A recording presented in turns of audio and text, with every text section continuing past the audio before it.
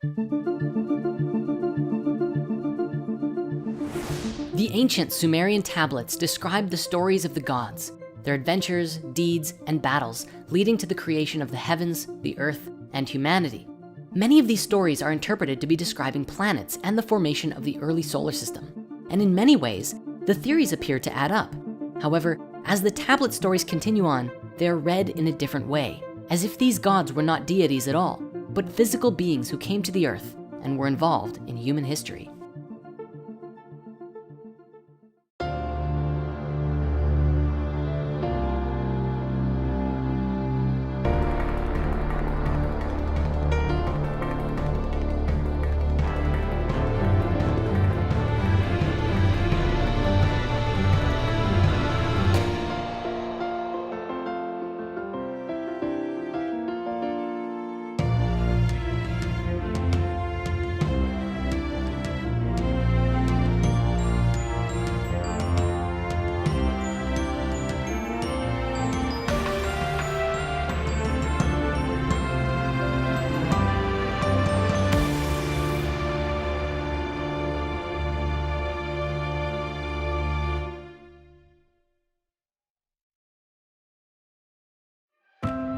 When we're looking into the stories and interpretations of the Sumerian tablets, there comes a point when we have to change our perspective as to the nature of who or what these gods were.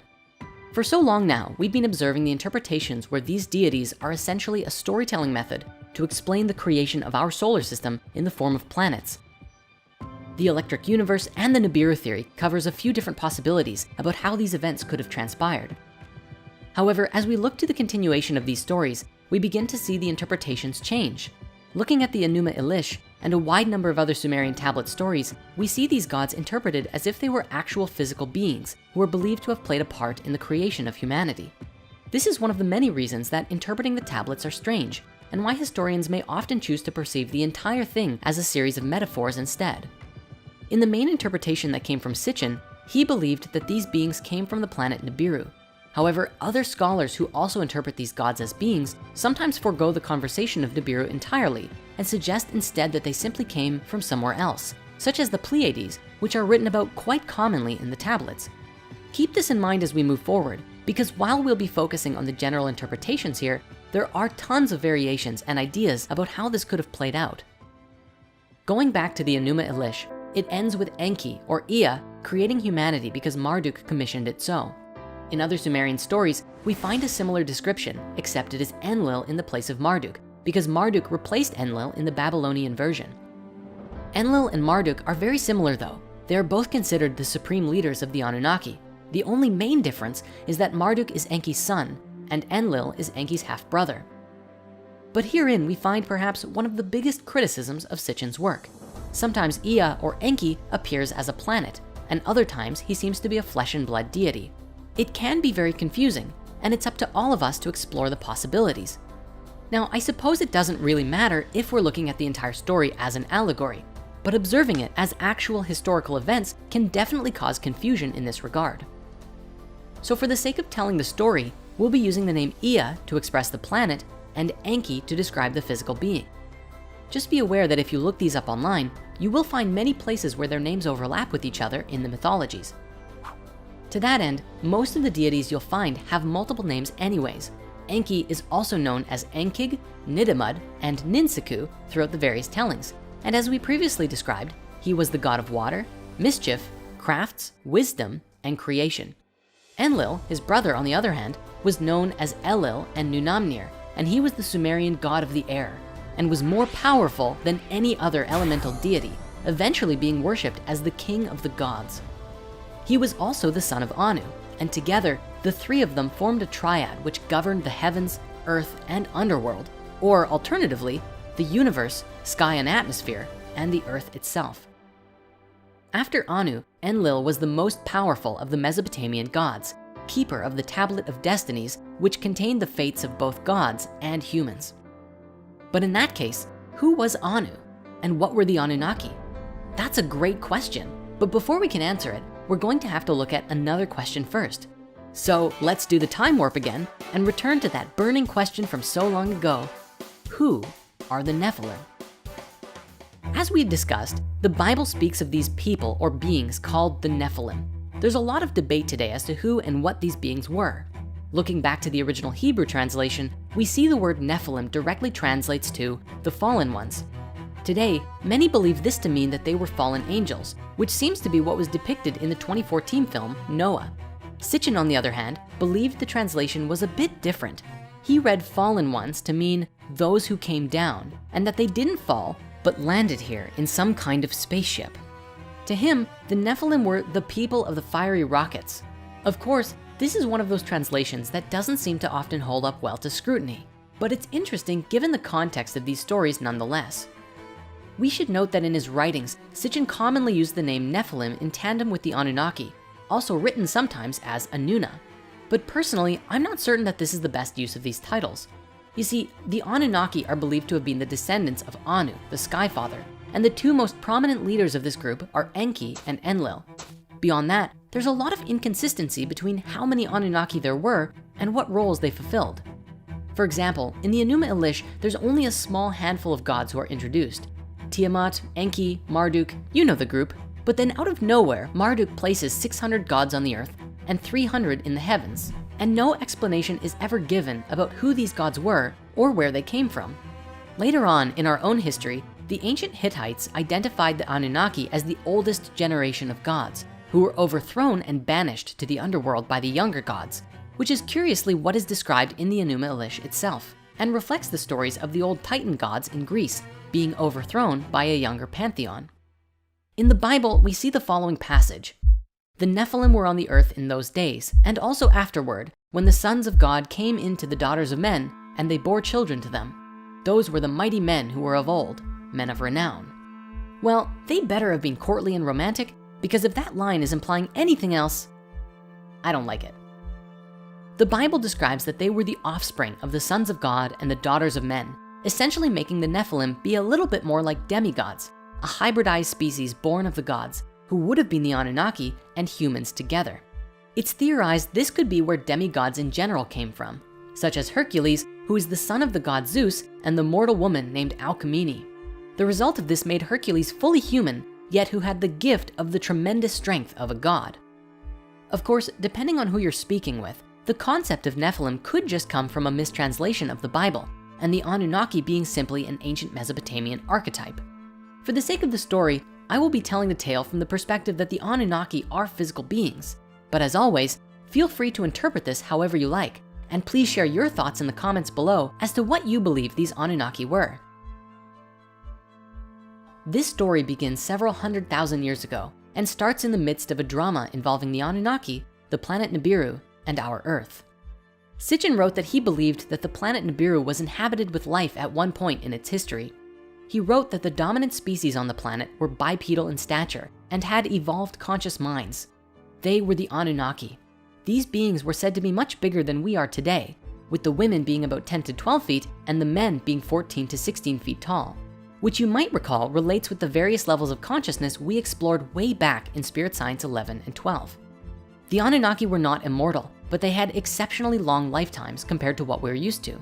Sitchin's translations estimated their lifespan to be somewhere between 360,000 and 500,000 Earth years.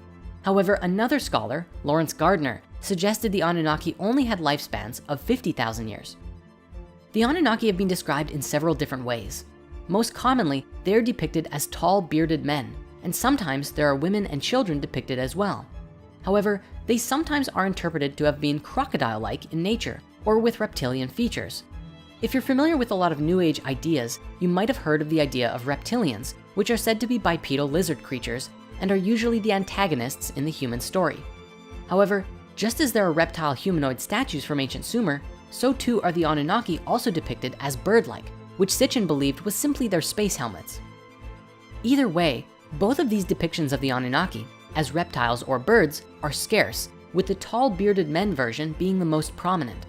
I do believe that regardless of what these beings look like, it's the bearded image of these so-called deities that gave us our common Christian image today, God as an older gentleman with a long beard.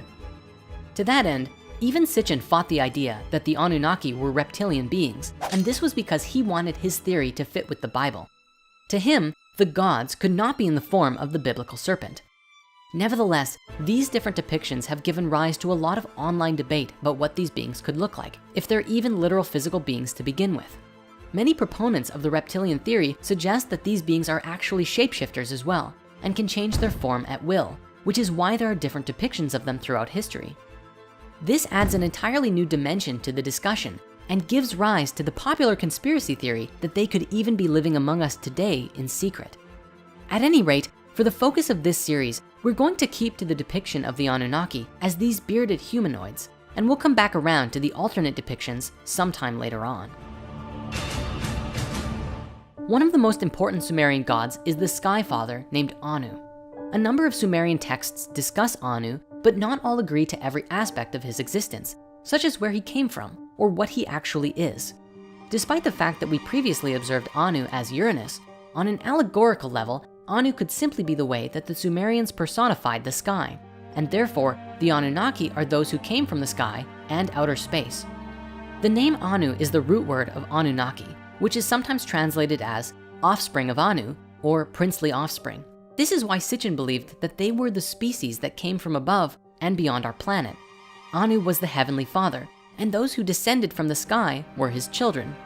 Once again, we see descriptions of God today as passed down throughout history.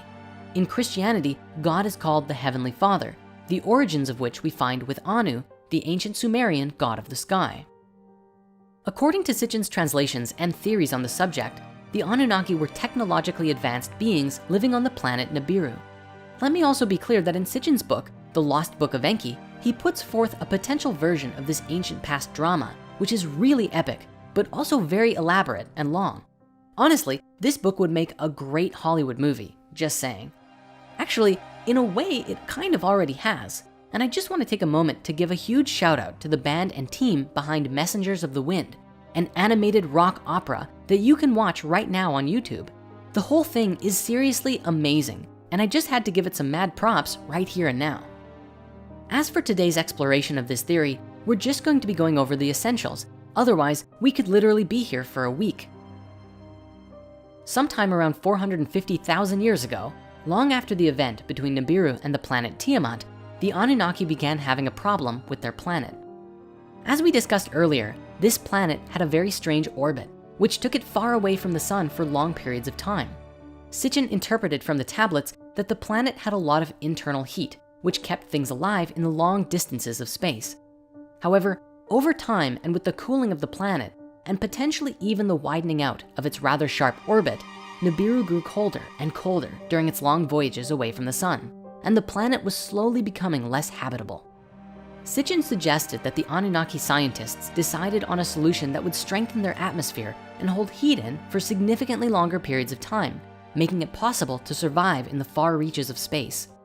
The Anunnaki decided that they would gather large amounts of gold and pulverize it into a fine powder and release it into their atmosphere, essentially creating a heat container for their planet.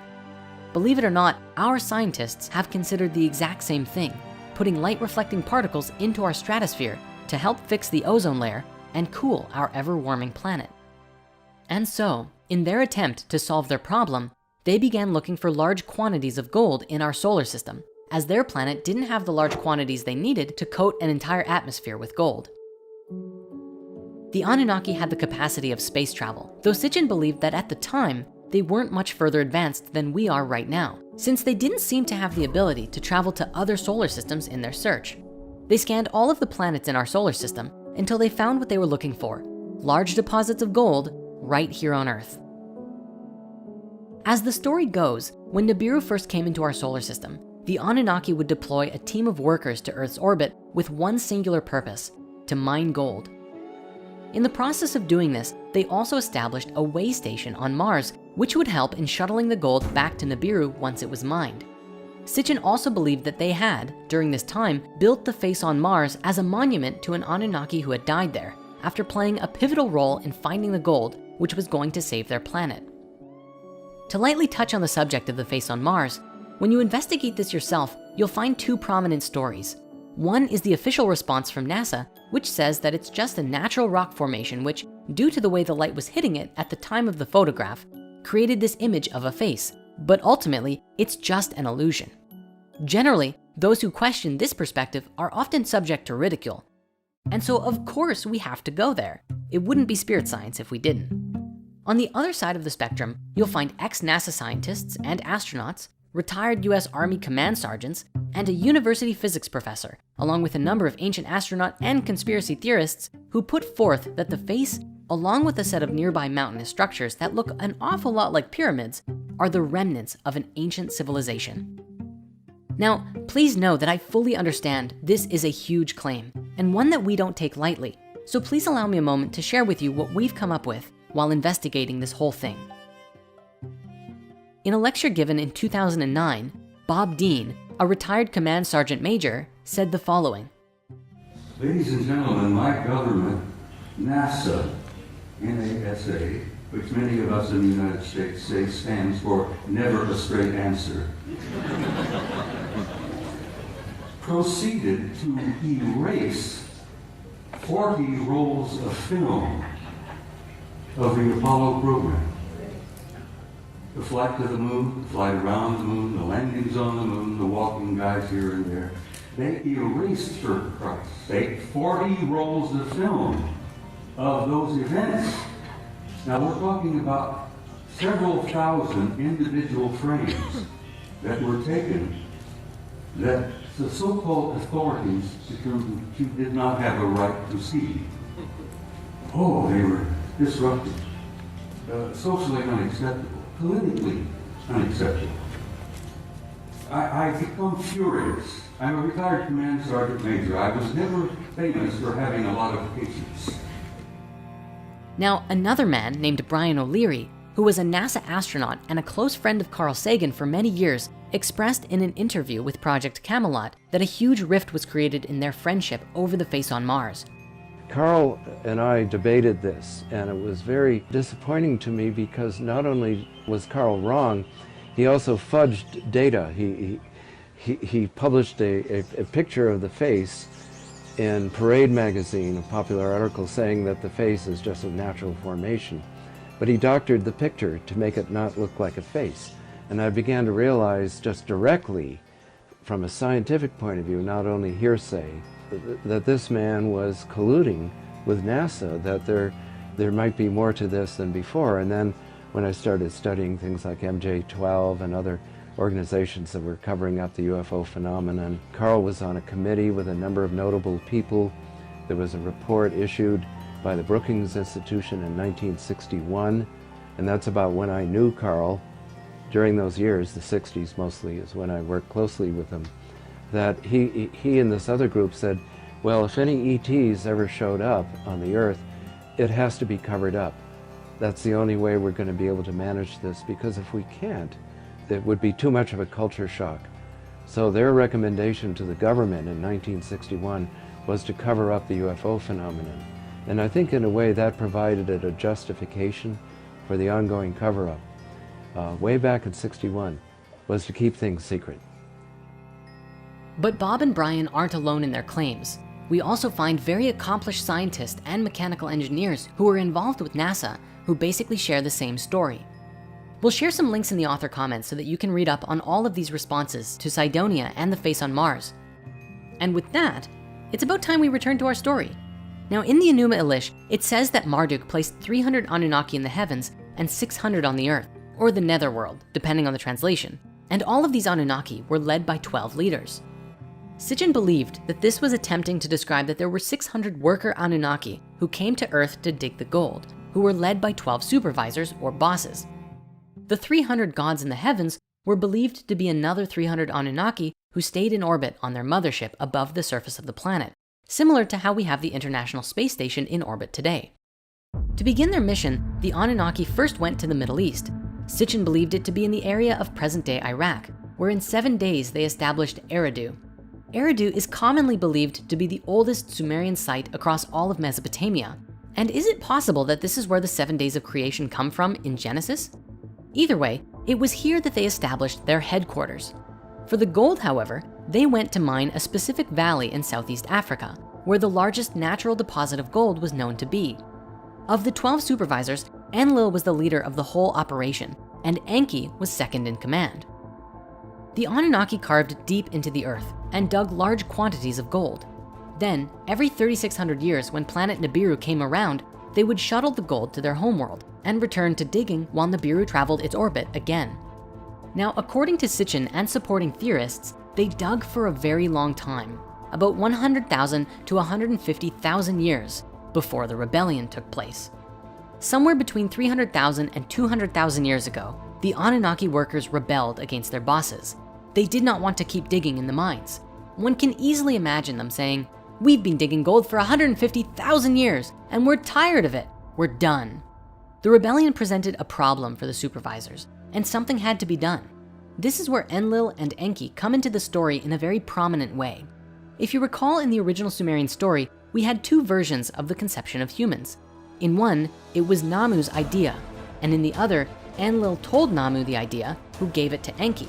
So as our story goes, during the time of the rebellion, Enki's mother communicated with Enki while he slept, sending him a vision saying, "Oh my son, arise from thy bed, from thy slumber, work what is wise, fashion servants for the gods."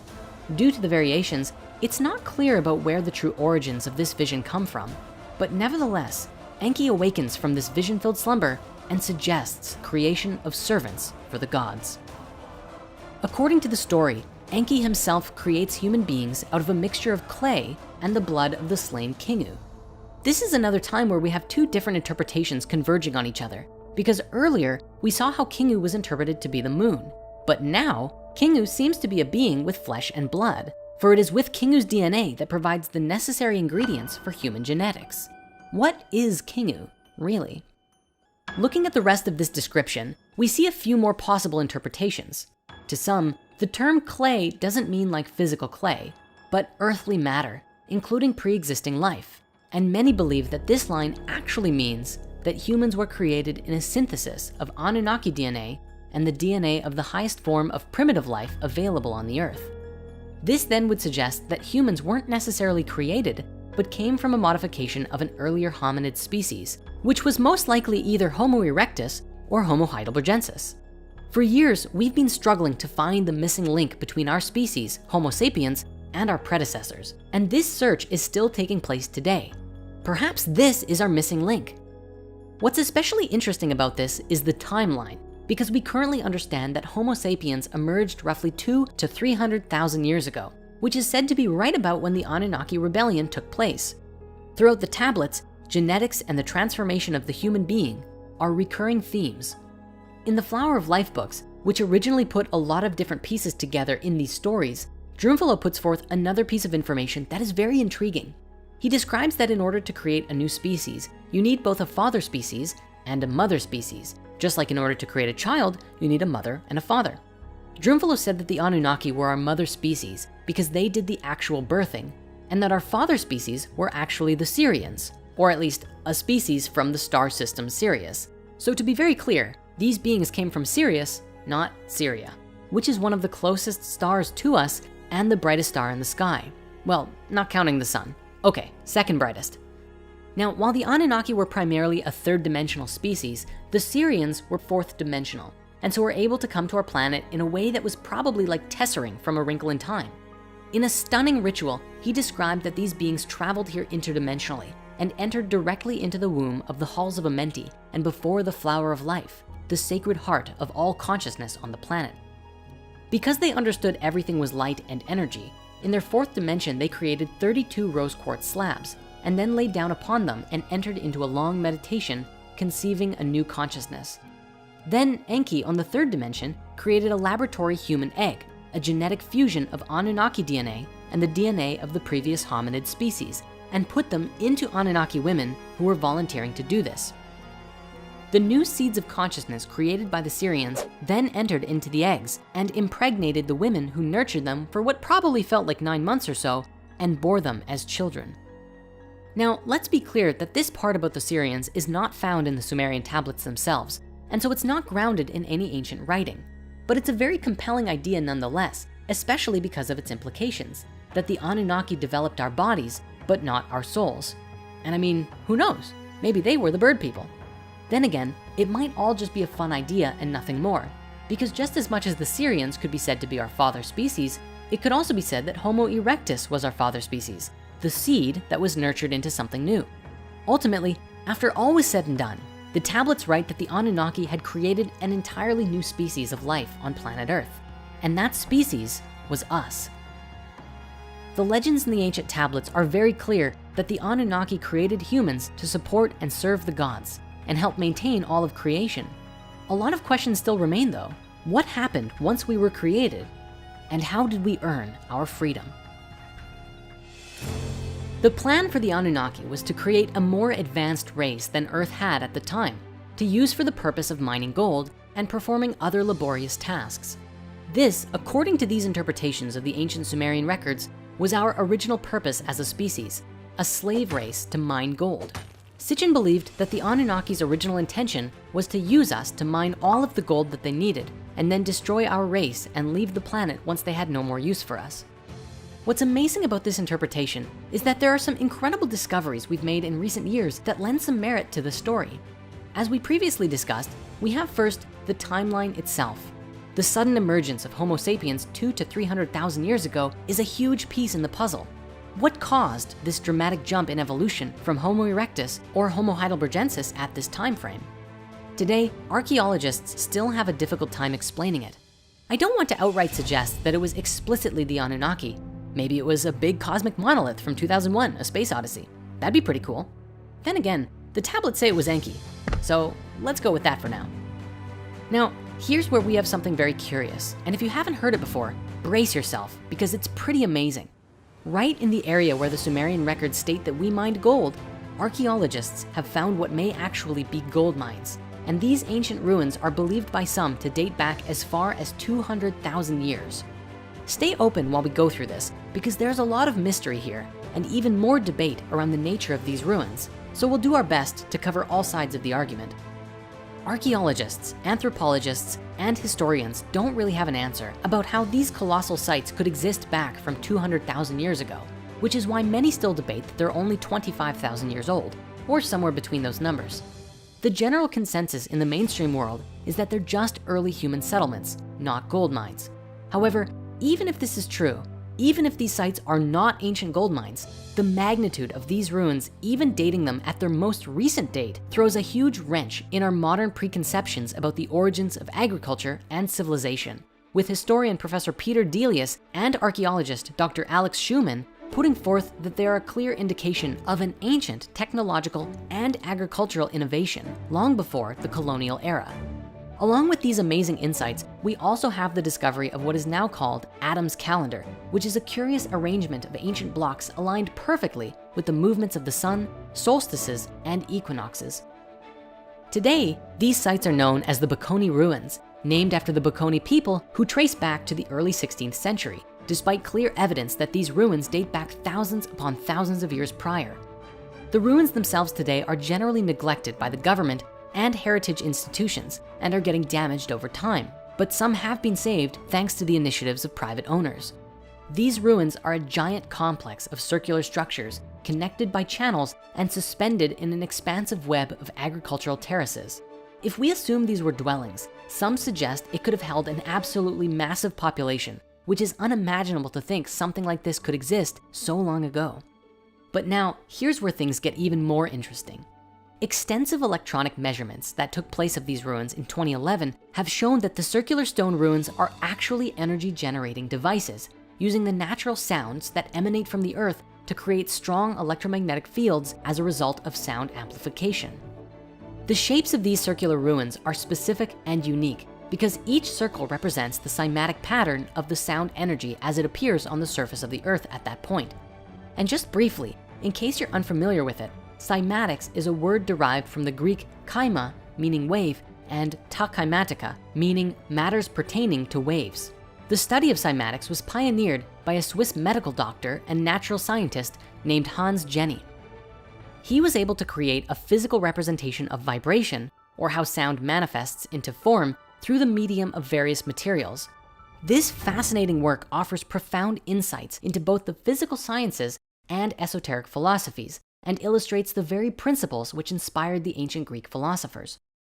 These cymatic images are truly awe-inspiring, not only for their visual beauty in portraying the inherent responsiveness of matter to sound, but also because they inspire a deep recognition that we too are intrinsically connected to the same complex vibrational matrix of reality. As we explored way back in Spirit Science 7, the particles that make up the entire universe move in these very same geometric wave-like patterns. So we can see that at every level of reality, the essence of cymatics is present. Now, let us pretend that these really are ancient gold mines, as many people today believe they are. It would appear then that with a deep understanding of the phenomenon of cymatics, that the Anunnaki were able to mine gold or perhaps move it around using the frequencies of the earth, and thus their gold mines were designed very specifically to resonate with the sounds of the planet, allowing them to do their work more easily. We know today that sound levitation is fully a thing and may even be a great key to flying vehicles one day. So is it possible that these sites are the ancient remnant of sound levitation and like uses on an absolutely massive scale? Some sites, such as this one, are even more unique, having seemed to be constructed to very precise phi ratios. I know that so far we've been drawing all of these miners with pickaxes, and we're going to continue to, but please know that this is for the ease of telling the story for us today. To these ancient miners, they'd probably think pickaxes were a fairly limited and primitive technology. Regarding these ruins, the man responsible for leading the research on the electromagnetic fields of these sites is Michael Tellinger, who wrote the following about his experience there. I have measured these spectacular energies and electromagnetic waves and therefore do not hesitate to make these claims. The fact that these circles are all connected by the stone channels makes it very clear to any scientist who works with electricity or energy that the stone circle complex is a giant energy generating grid that was most likely used in the mining and processing of gold on a scale unimaginable to us today. From Michael's work, he suggests that there was a civilization living at the tip of South Africa, mining gold for nearly 200,000 years, a civilization which at some point completely and suddenly vanished from the radar. Now, for those of us today who don't believe these stories are true, we must ask the question, what in the blazes were ancient primitive humans doing with all of that gold? What did we use it for? Keep in mind, the general consensus is that at this stage in human evolution, we were purely hunter-gatherers. It was not until after 9,500 BCE that the 8 so-called founder crops of agriculture appear, and these ruins are dated significantly older than this. We know today that gold is a very soft metal, and not really something that we could use like other metals, certainly not if we were so primitive, as most of the world's historians agree that we were. Critics often put forth against Michael Tellinger and his claims that these sites could not possibly be gold mines because there is no ancient artifact that we know of today made of gold that exists before 4,600 BCE. Then again, if the Anunnaki were shipping the gold off to their planet or wherever, it would make sense that humans wouldn't be crafting things out of it anyways. It is most certainly an extremely unique puzzle, made even more amazing by the fact that Sitchin wrote the Anunnaki were mining gold in Southeast Africa way back in 1976, long before the discovery of these sites truly came to light. For all of the people who claim that Sitchin didn't even know how to read the tablets and all of his interpretations are wrong, I pose the question, how is this even possible? Now, I know what you might be thinking. Michael Tellinger read a Sitchin book, went to Africa, and then claimed some old ruins that he found were gold mines. And you know what? Maybe he really was looking for them. However, if we consider that he is correct and that the energetic and cymatic readings of the site truly do indicate that they were gold mines, then it really does call us to reevaluate everything we think we know about human origins. The back and forth between historians and archaeologists on this, and even naming the ruins after the Bikoni people, reminds me of exactly the same thing that happened around the age of the Sphinx. Today, Egyptologists stand definitively behind the idea that the Sphinx was built around 2500 BC by the pharaoh Khafre, despite significant archaeological evidence, such as the weathering patterns on the Sphinx, that prove it is significantly older, at least 12,000, if not 35,000 years old. The way that skeptics treat Sitchin and his work, you'd think he was just throwing darts at a map, and wherever they landed was wherever he pegged the story to take place. But if those ruins truly are the remnants of gold mines, then we have to ask the question, was Sitchin actually able to read the tablets better than everyone else in recent history? Today, most historians believe that the Sumerian tablets don't speak of gold mines at all, and that Sitchin essentially just made it all up. In the 12th planet, Sitchin explains his reasoning, which actually has to do with Apsu, also written as Abzu. If you recall, Apsu is regarded as the aquifers under Mesopotamia, and Sitchin translated him to actually mean the sun. But after Enki took the throne, Apsu became a location rather than a deity. Sitchin writes, the Sumerian term Abzu, which scholars have accepted to mean watery deep, requires a fresh and critical analysis. Literally, the term meant primeval deep source, not necessarily of waters. According to Sumerian grammatical rules, either of two syllables of any term could precede the other without changing the word's meaning, with the result that Abzu and Zuab meant the same thing. The latter spelling of the Sumerian term enables identification of its parallel in the Semitic languages. For Za'ab has always meant and still means precious metal, specifically gold in Hebrew and its sister languages. The Sumerian pictograph for Abzu was that of an excavation deep into the earth mounted by a shaft. Thus, Ea was not the lord of an indefinite watery deep, but the god in charge of the exploitation of Earth's minerals. This is a very curious correlation, considering that gold is often called the royal metal, sacred in ancient times, and is the metal most commonly associated with the sun in ancient alchemy, and very often related with solar deities. So we see Apsu firstly written as the sun, and then a physical metal commonly identified as the metal of the sun and sun gods. Wowsy, but you know what? Our discoveries don't end there. Let's now shift the conversation for a moment to explore one more curious relationship between what we know today about human history and the story from these tablets. There is a colloquial mitochondrial Eve theory that scientists first presented in the early 1980s. By 1987, a publication by scientists Kahn, Stoneking, and Wilson revealed that the matrilineal source of our common DNA lineage dates back between 140 and 200,000 years ago. To be clear, the original nomenclature for this finding was Lucky Mother, but when a publication in Science titled The Unmasking of Mitochondrial Eve was released to the world, the name Eve stuck in the minds of the masses. Just to make sure there's an understanding of these results, they refer to a common matrilineal mitochondrial line, a common root for all humans. What's so interesting here, and why this research has relevance to this part of the story, is that the first collective person happened to come from the same exact time frame and valley that humans were mining gold in. The latest research on this from 2013 serves only to create an even more robust data set to support the original date and region of mitochondrial Eve.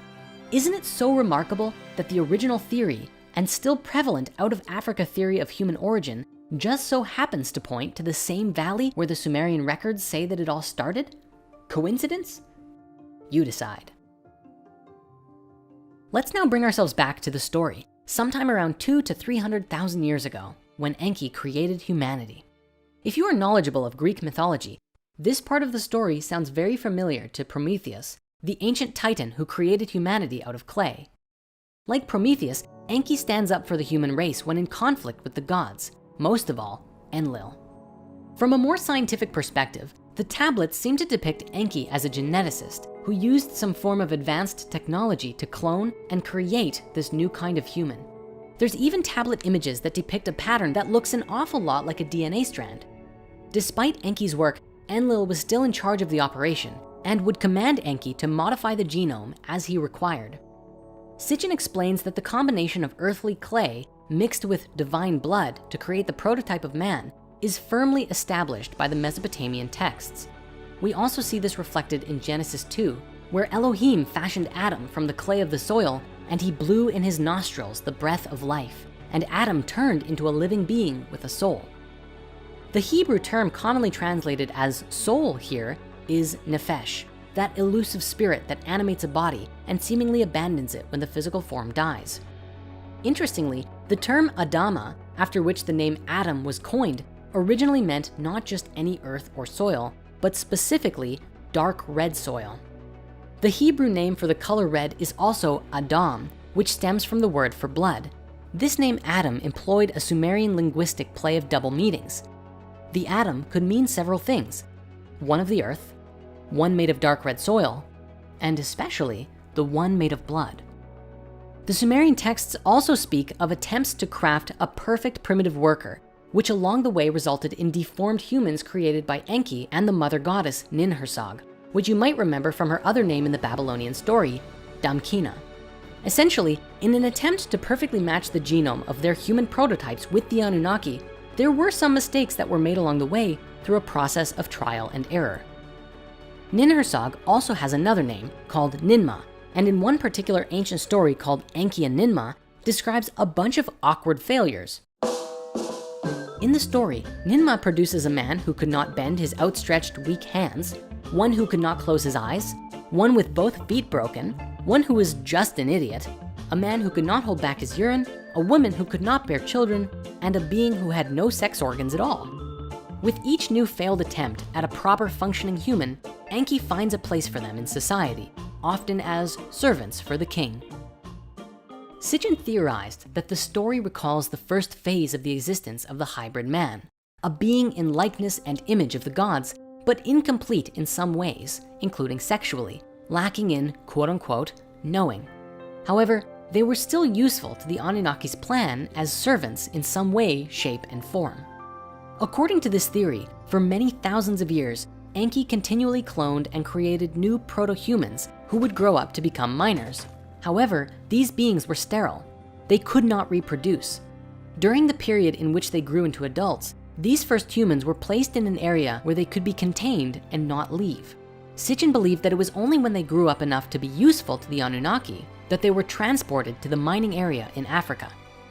I will also fully acknowledge that there's some discrepancy in this idea though, because the story of Enki and Ninmah specifically says Ninmah took clay from the top of the Abzu in her hand, and she fashioned from it first a man who could not bend his outstretched weak hands. The use of the location Abzu here though suggests that the creation of humanity actually took place in Africa, which also aligns better with the mitochondrial Eve discovery that we looked at earlier. Perhaps then it's just the other way around, and that after fashioning these servants, they were found useful to the Anunnaki in other ways than mining, and were transported to Mesopotamia to help work in and maintain Eridu or other locations nearby. Either way, it's believed that the location where these slaves worked in Mesopotamia was a place called Eden, which is the root word for the biblical Garden of Eden. There's a few ideas about this translation though. Today, most modern scholars translate the Sumerian term Eden as steppe or plain, suggesting it refers to a large field, I guess. Sitchin, on the other hand, translated Eden to mean home or abode of the righteous ones. At any rate, it's what happened in this location where things get intense. A dispute was growing betwixt the gods. You see, Enlil is often described as the oppressor of humanity, a bit of a patriarchal overlord who commanded the slaves. Enlil is said not to really care about humanity though. He just wants to mine gold, destroy humanity, and go home. The tablets even say that he orchestrates a massive flood to wipe out humanity, a subject that we'll get to shortly. Enki, on the other hand, is described as humanity's champion. Enki cares about humanity and sees them a bit like his children. And while they've been producing all of these sterile slave humans to mine gold and till the fields and all that stuff, in secret, he has been continually refining and developing the human genome to produce the perfect human, one who is capable of reproduction and living as its own sovereign species. This story says that Enki finally discovers the perfect genetic pairing and that a real human is achieved. On the subject of the creation of the first humans and this land of Eden, there are two Sumerian myths I'd love to share with you. The first being Enki and Ninhursag, and the second being the Atrahasis. Now, the story of Enki and Ninhursag is a bit long, so we're just gonna summarize the essence of it here. Basically, in the story, there is a paradise land called Dilmun. The story begins with what you might call not safe for work content. So I'm just gonna gloss over that for now and say that eventually, Enki eats 8 unique plants in this sacred paradise land. Unfortunately, the goddess Ninhursag considers this act to be a terrible sin. In a way, these are a bit like forbidden plants, and so she causes 8 of Enki's body parts, including one of his ribs, to suffer. Soon, he is on the brink of death. Enlil, along with a magical talking fox who I'm imagining was just adorable, takes up Enki's cause and persuades Ninhursag to relent. Ninhursag returns to Enki and asks him 8 times, "My brother, what part of you hurts you?" And he responds with the various parts of his body that hurts. As Ninhursag heals his body, 8 different deities emerge in the healing process, and the one who emerges in the healing of his rib is the goddess Ninti, whose name means both Lady of the Rib and Lady who makes life. As you can tell, there are tremendous parallels to this story of Eve being created from Adam's rib in Genesis 2, as this is its likely origin. Further, Eve in Hebrew is Hawa, and is most commonly believed to mean living one or source of life. What I find especially interesting about this is that in the Sumerian story, the characters on who Adam and Eve are based on are both deities. While the name Adam comes from Adamu, the character seems to be based on Enki, and Eve's name relating to life and being born of Adam's rib fully links her with Ninti. Now, the second story I mentioned, the Atra Hasis, essentially begins as the Enuma Elish ends, with the need for servants for the gods. Instead of Kingu, however, an Anunnaki named Wei Lu, also Lawela, volunteers to be killed for the use of his blood. And his flesh, blood, and intelligence are kneaded into clay by the mother goddess Ninhursag. With this mixture, she creates 7 male and 7 female human beings all at the same time. These 14 new creatures are exceptionally fertile, and soon there are hundreds and then thousands of people on the earth, all doing the work which once occupied the Anunnaki workers. The story goes on to say that the humans grow very noisy and even obnoxious, and disturb Enlil to the point that he decides to destroy them all. Didn't Apsu and Tiamat have the same challenge with their kids? I guess history truly is doomed to repeat itself, unless we can learn from our past mistakes. Anyways, the significant part of this story is that it says that they produced the men and women at the same time. It's important to note this because for thousands of years we've been taught by the religious institutions of the world that the man came first, and that seems to pervade through our patriarchal society in a rather uncomfortable way. I hope that today, as we become more aware of these older stories, we might come to have a deeper understanding within us that we truly are all equal, and the patriarchy can fade away into a society that respects and honors all sexes equally. Returning to the main story, we saw Enki and Ninhursag have been toying with the genetics until they could create a perfect being, one who could reproduce and think for themselves. The moment they did, it marked a huge turning point for everything, because the success of this experiment changes the human genome to enlighten mankind. But as mentioned before, this was the beginning of a huge problem, because Enlil did not want humanity to become a sovereign species of their own. He had plans to make little robot people to work for him, and then he was gonna just outright destroy them all. When he found out what Enki had done, he was furious and exiled the humans from the Anunnaki settlements. Now, as a side tangent, here's something I think you're really going to enjoy. In the first episode of Ancient Civilizations on Gaia, Greg Braden explained something that is positively mind-blowing, a very relevant discovery found within our own DNA. Check this out. Shedding new light on these creation stories is with the mystery of human chromosome number 2. Human chromosome number 2 is the second largest chromosome in the human body. It forms about 8% of the DNA in every cell. And what makes it such a mystery is that it appears to be the result of an ancient fusion of pre-existing chromosomes from primates that have been fused in a very precise way, and the fusion site has been modified and stabilized so that human chromosome number 2 is optimized for us today. This has happened in a way that cannot be explained by evolution as we know it today. Now, why is this important? Human chromosome number 2 contains the genes that largely set us apart from all other forms of life. The cortex of the human brain that gives us the ability for things like logic, empathy, sympathy, compassion, the ability to consciously trigger conscious states of self-healing within our bodies. These are possible because of what has happened with human chromosome number 2. Could chromosome number 2 be the work of a master geneticist, otherwise known as Enki from the Sumerian text? With this revelation, the tablets give us a significantly different perspective of the Garden of Eden story and our origins.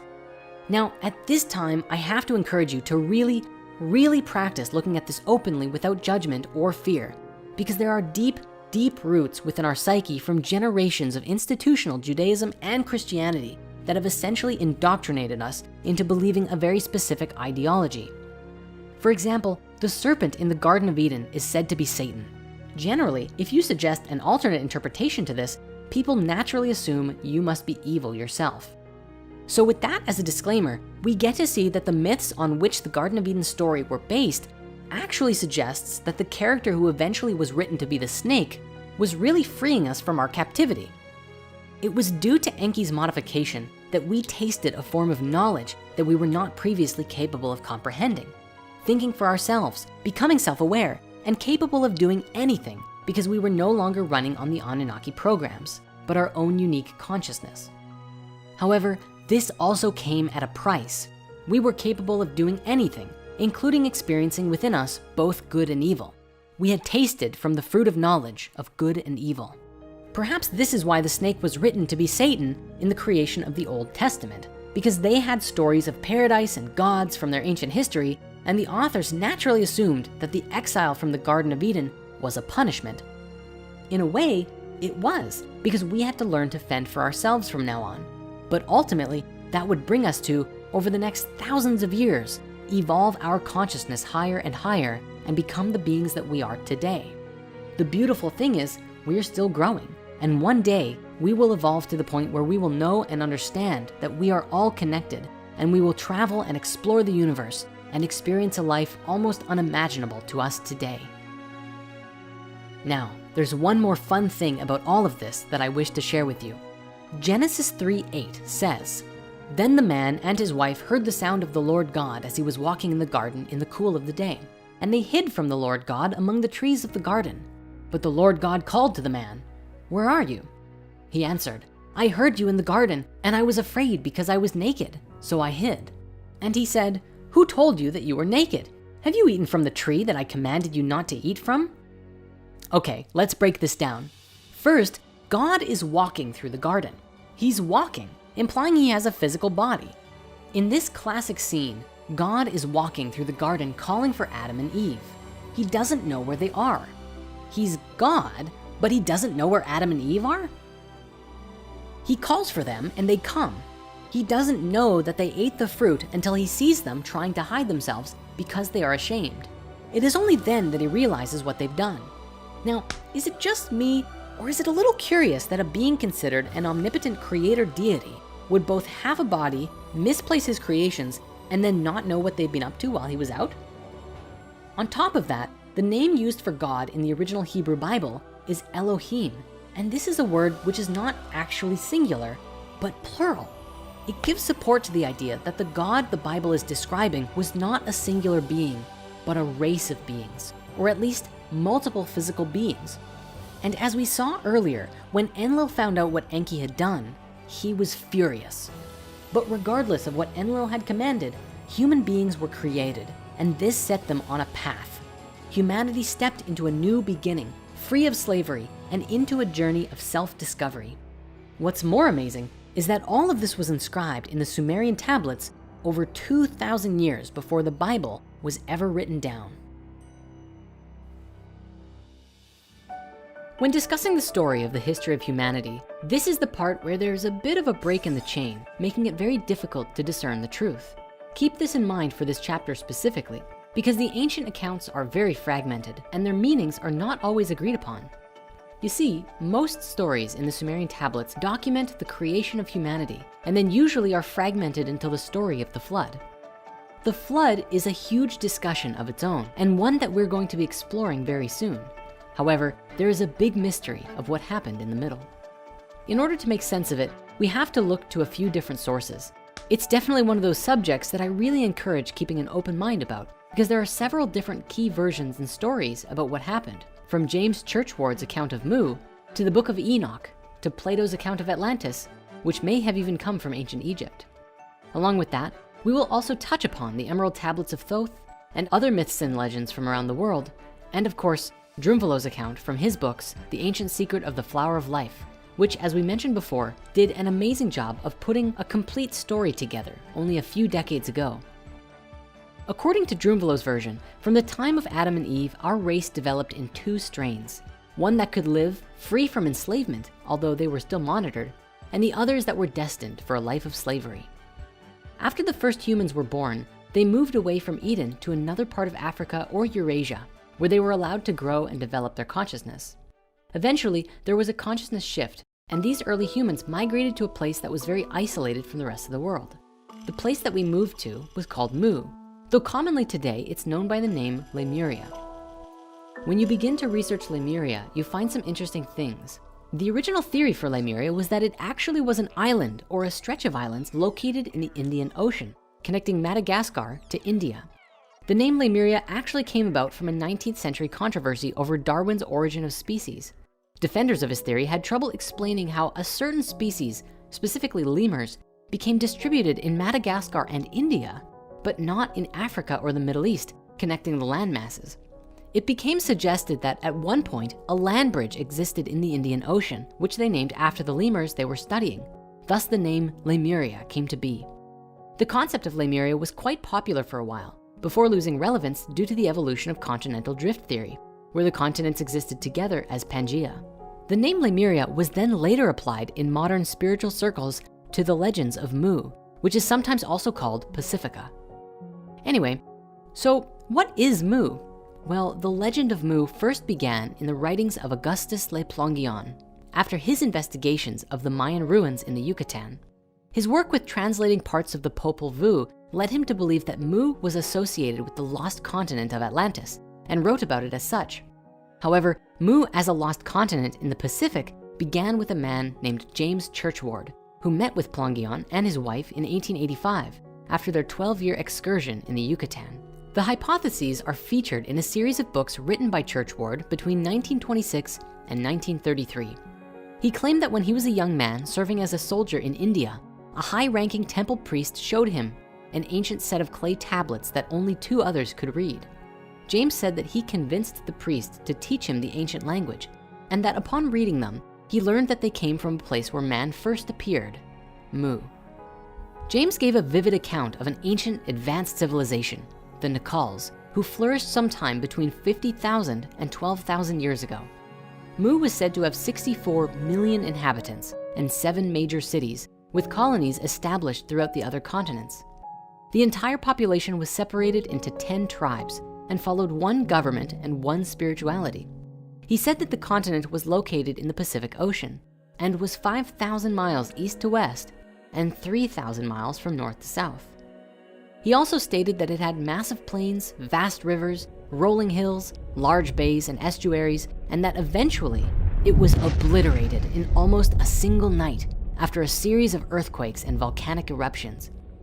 After Mu sank, its inhabitants would become the founders of the great civilizations of Egypt, Central America, India, and others, and was the source of the world's ancient megalithic architecture. According to James, the king of Mu was named Ra, and he said this was related to the Egyptian god Ra, as well as the Rapa Nui word for the sun, Ra'ah. Looking to the Bible, James also made a note that Moses had trained by the Nakal Brotherhood in Egypt, and he believed that the Assyrians mistranslated the Garden of Eden story, suggesting that it should have been in the Pacific Ocean. Today, most archaeologists insist that the legends of Mu are pure pseudo-archaeology, end of story. But what I find interesting about this is that at the very least, there's some evidence that appears to support the idea. Let's begin with the geography. Now, the legends of Mu suggest that it was a massive continent in the Pacific Ocean, and there are a few accounts as to what this place looked like. While James suggested it was a long continent with rolling hills and many rivers, Drumfellow's account in the Flower of Life book suggested it was not a single island, but a stretch of islands of varying sizes, a massive archipelago ranging from the area around Hawaii through Polynesia and all the way to Easter Island. In floor maps of the Pacific Ocean, you can see this stretch of mountainous bodies underwater, which could have had both massive islands as well as supporting many little islands as well, were it at the surface of the ocean. There are several other ancient discoveries which could potentially be physical evidence of Mu, from Japan's underwater site at Yonaguni to the cryptic petroglyphs on Hawaii. And that's not to mention Easter Island. We know today that many of the remarkable features of Easter Island, such as the legendary Easter Island heads, which were recently discovered to have traces of full bodies, were only built in the last 1,000 years. But Easter Island also has an ancient written text in a language called Rongo Rongo, although it's unclear as to whether or not this is writing or proto-writing. If it is in fact a full writing system, it could be one of the only surviving cases of an independent invention of an alphabet ever in history. These surviving tablets are a huge mystery for us today, as the language has still not been deciphered. When we put these findings together, it seems to indicate higher levels of advancement in ancient cultures than we currently understand, which is made even more interesting because of the remote location seemingly in the middle of nowhere. Looking to the Rapa Nui people of Easter Island, we actually find a similar story to the legends of Mu. In one of their creation myths, we find a story of a great and beautiful continent that they called Hiva. One night, the king of Hiva received a message in a dream that his land would sink, and sure enough, this vision came to pass. Thanks to the king and his dream, however, the people were guided to a new land, which was Easter Island, and there they survived the disappearance of their homeland. Historical and scientific investigations on the people of Easter Island suggest that Polynesians from the Marquesas Islands traveled from the west to their new home, but the date is unknown, with estimates for their arrival ranging anywhere between 300 to 1200 AD, perhaps even further back given the lack of evidence. This seems to show that the myth of Easter Island has more historical truth to it than mere fable. They did in fact migrate to Easter Island, and one wonders what other parts of the myth may also prove to be true. Stepping back to the history of the people of Mu, in the ancient secret of the flower of life, Drunvalo described that the descendants of Adam and Eve were taken by Enki to Mu, although he used the name Lemuria, so that they could safely grow and develop their consciousness on their own, without interference from the slave miners or the Anunnaki, who were still mining Africa for its gold and inhabiting their cities and temples across the Middle East. There are a few different theories regarding the timeline of Mu. Some theories place Mu's existence from about 75,000 years ago to 30,000 years ago, and it was at that time that it sank and Atlantis rose. Others believe that Lemuria and Atlantis existed at the same time, which is what we find in James Churchward's version of the story. In Drunvalo's telling, on Mu, humans evolved to a very high level of consciousness, where we became capable of doing things that would seem almost impossible to us today. Supposedly, we experienced a reality where matter was less dense and more permeable to our thoughts and feelings. And so we were able to levitate, move through solid objects, and other amazing feats. In a way, we were kind of like young deities. He also wrote that on this continent, the first mystery school was created. It was founded by two people who discovered the gift of immortality, who then taught this ability to approximately 1,000 others before the time came when Mu sank. This event is described as a terrifying cataclysm, which we find two predominant versions for depending on the timeline. James Churchward suggested that the main mineral of the landmass of Mu was granite and was honeycombed with huge shallow chambers and cavities filled with explosive gases. And due to volcanic activity underneath the continent, it released tremendous explosions, causing the continent to sink. As with most legends of a lost civilization, the stories all describe that Mu or Lemuria, for one reason or another, sank beneath the waves, leaving no remnant of it behind, and the survivors made their way to new homes. And one common theory about where they went was a new continent called Atlantis. Sort of a fun side note here. Do you remember way back in the original Human History movie where we started by saying, well, this? This story spans back hundreds of thousands of years into our past. It talks about Tiamat and Nibiru, the Nephilim, seeding the human race, Adam and Eve, and the children of Lemuria. This portion of the story is really interesting, but not the most crucial to know. We're not going to be covering this at this time. We are, however, going to be picking up the story at the end of Lemuria and discussing the events of Atlantis up to present day. Well, guess what? We're here. I'm so happy to at long last bring some context to the beginning of that particular story. However, there's still more to cover that we previously hadn't. And for those who haven't seen the original Human History movie yet, we'll make sure to cover the basics as well so that you won't be left out. Though, you can always go watch that one right after this is done. It was at this point that another mass migration occurred, where the children of Mu found a new home, and they called it Atlantis. So, Atlantis. The best place to start here is with the origins of this myth. The first account of Atlantis actually came from Plato in his writings called Timaeus and Critias from about 360 BC. He discussed an ancient kingdom called Atlantis located on an island in the Atlantic Ocean, somewhere beyond the Pillars of Hercules in the modern-day Straits of Gibraltar. Today, the modern consensus around this story is that Atlantis is purely fictitious, a parable used for educational purposes or to glorify Athens in the eyes of Plato. And while most people believe this, there are those who suggest otherwise. It's rather interesting that Plato, who is the earliest surviving source for the story of Atlantis, tells us that he got it from his relative Solon, who in turn got it from the ancient Egyptians, and that they spoke of a time 9,000 years before the time of Solon. That's 9,600 BC, or 11,600 years before the present. Academics think that Plato made it all up.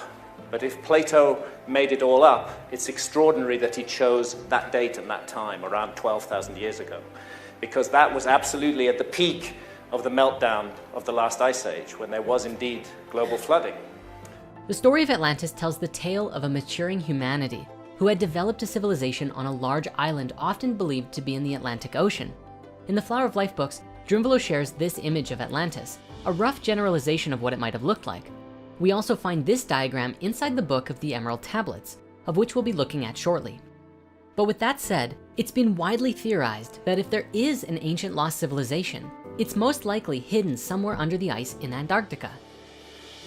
In a Nova special called Antarctica: Secrets Beneath the Ice, geologists discover multiple places in Antarctica which had the remains of old mosses and plant tissues in what they described as pristine condition from a time when Antarctica was still warm and abundant with life. There are even pieces of trees that have been found, all of which have been preserved under permafrost rather than becoming fossilized.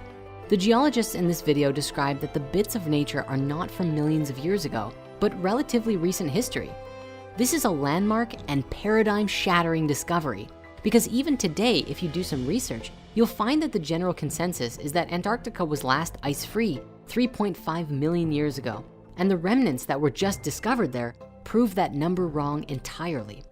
This dramatically changes our perspective of the history of our world. Fragments of nature are found under a layer of volcanic ash, suggesting that a huge volcano or cataclysm of some kind, maybe a comet hitting the Earth, caused a dramatic shift that we're now seeing the remnants of today. Further, I'd like to take a moment to discuss with you the legendary Piri-Reis map, an old map drawn by admiral and cartographer Piri-Reis in Constantinople in 1513, which describes with remarkable geographical detail the seismic profile of certain portions of Antarctica. Reis used information gathered from many explorers at the time, but what's amazing about this map is that Reis could not have acquired his information about Antarctica from any contemporary explorers, because this continent remained undiscovered until nearly 300 years after the map was drawn. But what's perhaps even more anomalous about this whole thing is that the map depicts what Antarctica looks like under ice-free conditions. The last time that that area would have been free of ice would have been at least 6,000 BC, which was a whole millennium before the Sumerian civilization really began to emerge into the culture we know today. A note on the southernmost section of the map reads, "And in this country, it seems that there are white-haired monsters in this shape and also 6-horned oxen. The Portuguese infidels have written it in their maps." Interestingly, the Portuguese provided information on this southernmost region in Reis's map, according to the notes on it. Now, Piri-Reis himself left notes that his map was drawn from pre-existing information and maps. However, he himself did not venture any suggestions as to the identity of the cartographers who produced these earlier maps. In 1963, however, Professor Hapgood proposed a novel and thought-provoking solution to the problem. He argued that some of the source maps the admiral had made use of, in particular the ones that were said to date back to the 4th century BC, had themselves been based on even older sources, which in turn had been based on sources originating in the furthest of antiquity. There was, he asserted, irrefutable evidence that the Earth had been comprehensively mapped before 4000 BC by a hitherto unknown and undiscovered civilization, which had achieved a high level of technological advancement. The Piri-Reis anomaly and the mysteries of Antarctica are described with significant detail in Graham Hancock's book, Fingerprints of the Gods, and we highly recommend giving it a read, along with his follow-up book, Magicians of the Gods. Now, before we move on, there's just a few more interesting things that I have to share with you about Antarctica. The first is a particularly curious accidental leak of information that supports this idea that something is going on down there. And it actually comes from Fitbit. You see, recently Fitbit published a world heat map with Strava to show where people are commonly wearing their Fitbits. Now, I suppose most people do not disable their location services because this published map at first showed a number of curious formations under the ice in Antarctica, including a large ring and some other underground bases. Since this was initially published, the government or whoever has forced Fitbit to remove these images from their public heat map, but you can still find a few YouTube videos of people pointing them out. Well, hey, like this one. Finally, in the last several years, photos that were taken using Google Earth were publicized, causing more than a few heads to turn. Here is one that shows a rather curious formation that is clearly not natural to the environment. And here is one that looks more than a little bit like a pyramid. Many were quick to suggest that this was a remnant of some Atlantean civilization, but many critics were quick to put forth that it was just a four-sided mountain, and that pyramid-shaped peaks are very common, such as the Matterhorn in the Alps and Mount Bullenstinder in Iceland as notable examples. And while there's no question that these are mighty mountains, this one in Antarctica is significantly cleaner. There's just no comparison really. It's much less rigid than any of the examples the skeptics give to try and debunk it. But look, it might just be a convenient mountain. We don't claim to know either way, but it's interesting to look at and ponder, wouldn't you agree? Now, along with all of these ancient discoveries and the revelation of our distant past, there is also the conversation of the Richat structure, sometimes called the Eye of the Sahara or Heart of Feathers in Arabic, which is commonly believed by many today to be a remnant of Atlantis. There's actually some pretty strange coincidences about it that have led many people today to assume the connection. You see, in his writings, Plato explained that the central city of Atlantis was sectioned into 3 rings, each with a large moat of water between them. And this is what draws many people to believe the Richat structure to actually be Atlantean remnants. For as we look at it from space, it really does appear almost exactly like Plato's account. But there's a little bit more to the theory than just looking similar. In a nutshell, according to Plato, the first king of Atlantis was known as Atlas, who divided his kingdom among his brothers and eventually created the vast empire that occupied much of the known world. But get this, according to the legends of the Berber people, who today live in Northwest Africa, they also have a mythical founder king who, you guessed it, was also called Atlas. Granted, there's not much to suggest they are the same person, and even Atlas of Mauritania is partly folklore. But according to reconstructed maps based on Herodotus's writings a while before Plato, some say he placed Atlantis in the same region right below the Atlas Mountains in Morocco. Now, it's worth pointing out that C14 dating places the Eye of the Sahara between 400 and 40 million years old. So it's way older than anything we've come across so far. And current research suggests that it's just one of those weird geological changes brought about by the separation of Pangaea. But what if it actually was an even older remnant of Atlantis? If we look back to Plato's account, he actually gives us some pretty good descriptions of what the environment and surroundings of Atlantis looked like. He tells us that the islands were larger than ancient Libya and Asia Minor combined, although this may be speaking to its power level, and that the Egyptians described Atlantis as an island consisting mostly of mountains in the north and a huge plain in the south. He also says that the Atlanteans dug a great canal to the sea, and alongside the bridges carved tunnels into the rings of rock so that ships could pass into the city. Now, if we look at the Richat structure, we can see that it has an opening, canal-shaped shaft to the south, which matches Atlantis' description of connecting to the sea. Further, a 2011 study seemed to indicate that carbonate within the breccia, bits of sedimentary rock, were created by low-temperature hydrothermal waters. The eye also has mountains to the north, again, just like Plato said, which potentially have evidence of ancient rivers around them, as well as being situated on a huge open plain. Really, the surrounding mountain shapes and steep drops are uncanny resemblances to the description. What's more, geologically, the surrounding area is apparently full of red, black, and white colored stones, which Atlantis was said to have a lot of. Archaeologically speaking, the Richat has huge amounts of Archeolian and pre-Archeolian artifacts present along the northwest of the Outer Ring. It really is a mystery how these early Stone Age artifacts got here, as neither recognizable midden deposits nor man-made structures have been recognized. But the current theory suggests that the area was either used for only short-term hunting and stone tool manufacturing, or the artifacts got diffused and moved there by different glacial cycles. Interestingly though, back in 2007, a number of unfossilized whale bones were found throughout Mauritania in the area surrounding the Richat structure, along with numerous assortments of shells, indicating that at some point in recent geological history, the area was lower and closer to sea level. Finally, even the scientific explanation of the Richat, that it was formed by the molten rock pushing its way to the surface and then collapsing, going through multiple periods of being forced up and down, seems strangely reminiscent of Plato saying that Atlantis was destroyed by earthquakes. All this said, it is just a theory, for if this really was Atlantis, it pushes our dating back from 13,000 years to over 40 million, and calls into question the other ideas concerning Antarctica and even North America. But it's still very interesting to think about nonetheless. Now, let's return to the story, because there are several more accounts of Atlantis that we have to consider. One is the original story we first shared in the Hidden Human History movie regarding the Martians and the fall of consciousness. Then we have another version that comes from the Book of Enoch, an ancient text that accounts for some specific events that took place before the flood as well. We also see the Emerald Tablets and what is written there about the fall of Atlantis. Because we've already made a movie about the Atlantis Martian story, we'll just cover it briefly here. And for the sake of the story and the visualization of it, for now we're just going to show Atlantis as we have so far, as a continent of its own.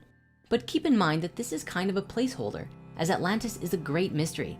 Even the name Atlantis comes from later writings about this land. And if we were to go back in time and discover that it was real, it most likely was not called Atlantis in their own language. Who knows? Did the continent really sink? Was it Antarctica? Maybe instead of sinking, it flooded over and then froze underneath miles of ice. Or did it simply never exist at all? Well, if it did, here's a breakdown of one of the more popular stories about the legends of Atlantis. Essentially, the Atlanteans were more mature and evolved since their time on Mu, and were very connected with each other and nature. But things changed dramatically for the Atlanteans when a different species from another world came to our planet. The story suggests that they were beings from Mars, who were said to be responsible for destroying the atmosphere on the planet, causing it to become the red, lifeless rock that we know it to be today. These beings had taken a path of separation in the evolution of their species, a path called the Lucifer experiment, which involves disconnecting themselves from each other and nature and having no inner love or compassion whatsoever. The story says that these Martians made a home for themselves on Atlantis and slowly began to affect the consciousness of the Atlanteans by introducing their technologies and affecting the way that the Atlanteans perceived reality. As a result, the Atlanteans began to become more disconnected from nature and each other, which allowed the Martians to easily take over. Eventually, a comet was said to have hit the planet right in the area where the Martians' home was on Atlantis. The Martians were furious, and so they built a technology called a synthetic Merkaba, and they were going to use it to get revenge. This technology, however, did not work properly and emitted a shockwave of energy on their home and ultimately created a dimensional tear. This caused a tremendous catastrophe for all of the life on Atlantis, and the beings living there became very sick, with consciousness and energy from other dimensions being pulled into their world. The result of this was a huge fall in consciousness, which coincided with a global pole shift, a geomagnetic reversal. A massive shift took place. Save for a few spiritual masters, all of humanity fell to a lower state of consciousness, as low as you can go and still survive. In the process of this, their memories were erased, just as a magnet can wipe the information on a hard drive. Now this may seem far-fetched, but it isn't impossible. One particular study provides good evidence that humans can perceive the magnetic field around them even as weak as the Earth's itself. A follow-up study found that the mechanism behind this are magnetized particles in the brain. Researchers concluded that for such an ability to exist, it must have had some evolutionary purpose. Interestingly, some studies have even indicated that two major geomagnetic shifts may have had an impact, not only on our evolution in the past, but also had a role in extinction events ranging from the early Quaternary period to the early Holocene. This study found that a large global geomagnetic reversal event called the Lechamp event 44,000 years ago and another unnamed event 13,000 years ago both coincided with mammal extinctions, which were impacted by a weakening of the Earth's magnetic field, leading to higher ultraviolet radiation. This may not only coincide with the sinking of Atlantis, but also the theorized timeline of the sinking of Mu. Further, by comparing branches in the human family tree and linking them with the magnetic field information found in sediments and archaeomagnetic data, they found that there was possibly a long-term role for ultraviolet radiation and the magnetic field in human evolution. That said, the concept of memory erasure could have various meanings. In one sense, it could be a global magnetic effect wiping human memories, but it could also relate to the destruction of all of our technology and most of civilization, and being reduced to a level of consciousness where we had to start over technologically from scratch, with no records and very little evidence of any ancient civilization. This entire story is said to have happened 13,000 years ago, at the point when Earth went through a huge shift pertaining to its polar ice caps, when a massive amount of ice sheets began to melt, flooding the world with water and potentially helping to usher in the Holocene, the epoch of time we are in today after the end of the last ice age. After this shift, small pockets of humans slowly began to develop and discover life all over again from square one. And the few spiritual masters who kept their memories began to support us as we became capable of comprehending their stories. They may have tried to explain the history of the world, but the fallen humans couldn't comprehend it. And so the stories were masked in the legends of the gods so that humanity could come to make sense of who they were and where they came from. These quote unquote gods seeded civilizations around the world, from ancient Mesopotamia and Egypt to India and all the way to the Olmecs in Mesoamerica.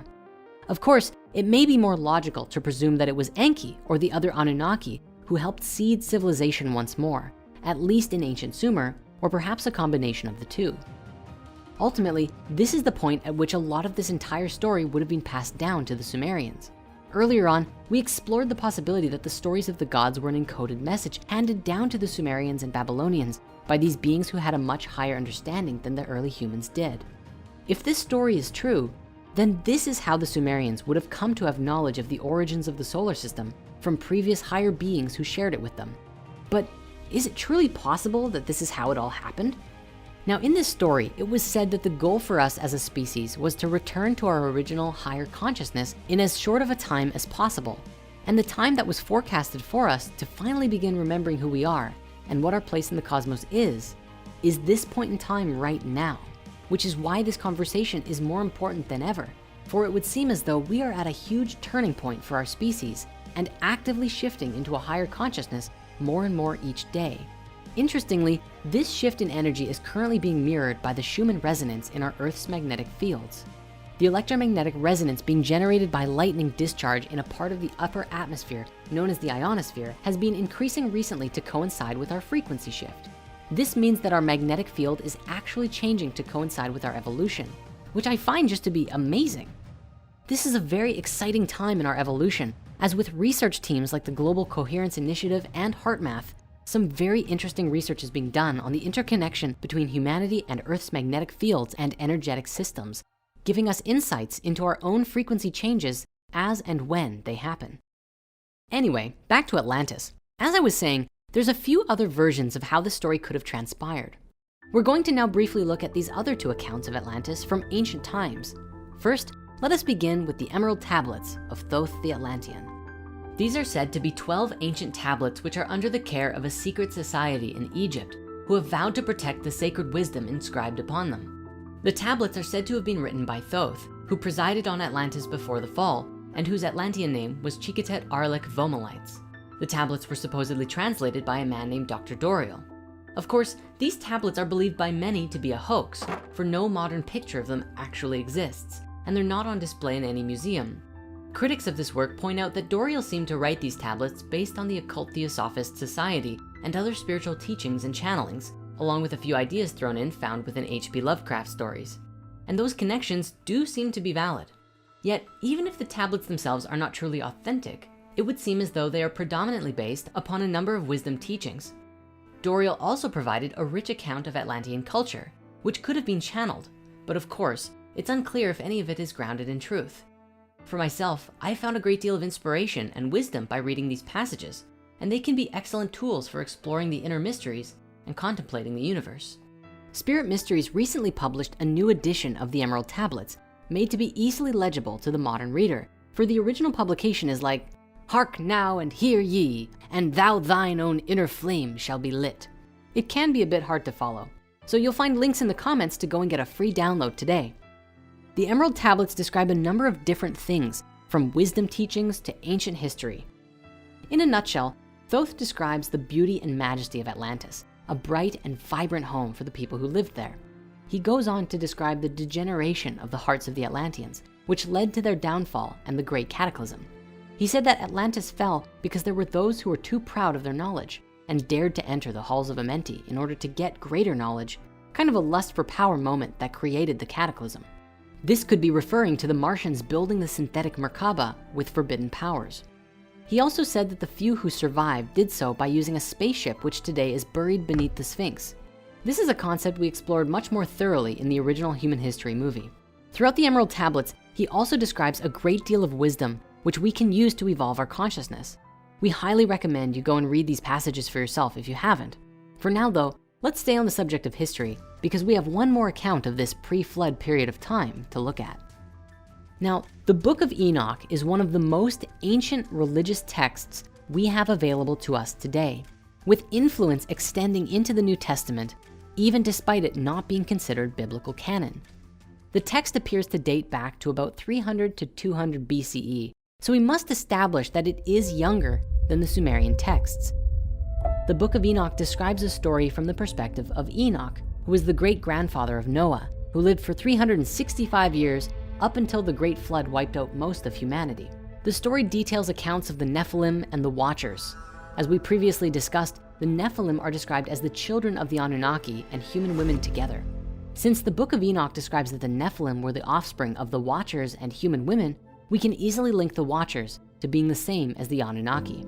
It's for this reason the Book of Enoch is so valuable to us in deciphering our past, because it provides one of the few clear links between the ancient Sumerian tablets and the stories we find in the Bible today. But because this book concerns itself so heavily with the events of the Nephilim and the Anunnaki, or the Watchers, you can probably imagine why they decided to omit this from the biblical canon. Some believe that these giants may have been the reason for the Great Flood, as they were seen to be unnatural and harmful to the human race. In the Book of Enoch, it describes that these Nephilim, known also as giants, multiply in numbers and grow to the point that humanity can no longer provide enough resources for themselves. With food shortages, the giants then began consuming humans and other animals. The Book of Enoch also tells us that many of the Watchers, such as Azazel specifically, were responsible for teaching humans the art of warfare and how to construct weapons and other harmful devices. And for the sake of correlation, this is also reflected in the Emerald Tablets, speaking to the degeneration of the human consciousness. Now, the events of this book are rather long, and we're not going to get into all the details right now, but the story essentially culminates in the Great Flood wiping out humanity with only a few surviving humans, which is where Noah and the Ark come in. As for Enoch himself, he is taken into heaven by God in a fiery chariot, which is believed in some circles to actually be describing a spaceship that took him away to live somewhere else, maybe on another planet. Now, as we bring this segment to a close, there is one more theory out there pertaining to our original story that I must share. According to Sitchin, you know how Marduk was related to a planet in the earlier stories? Well, in later Sumerian tellings, he also seems to act with very personal and human-like characteristics. And Sitchin believed that the name Marduk, used to describe a planet in some texts, was also used to describe a specific being, just like Enki. He believed that Marduk was stationed on Mars at one point, but came to Earth to invoke his authority and rulership over the world. This may even correlate to the Martian theory we covered before.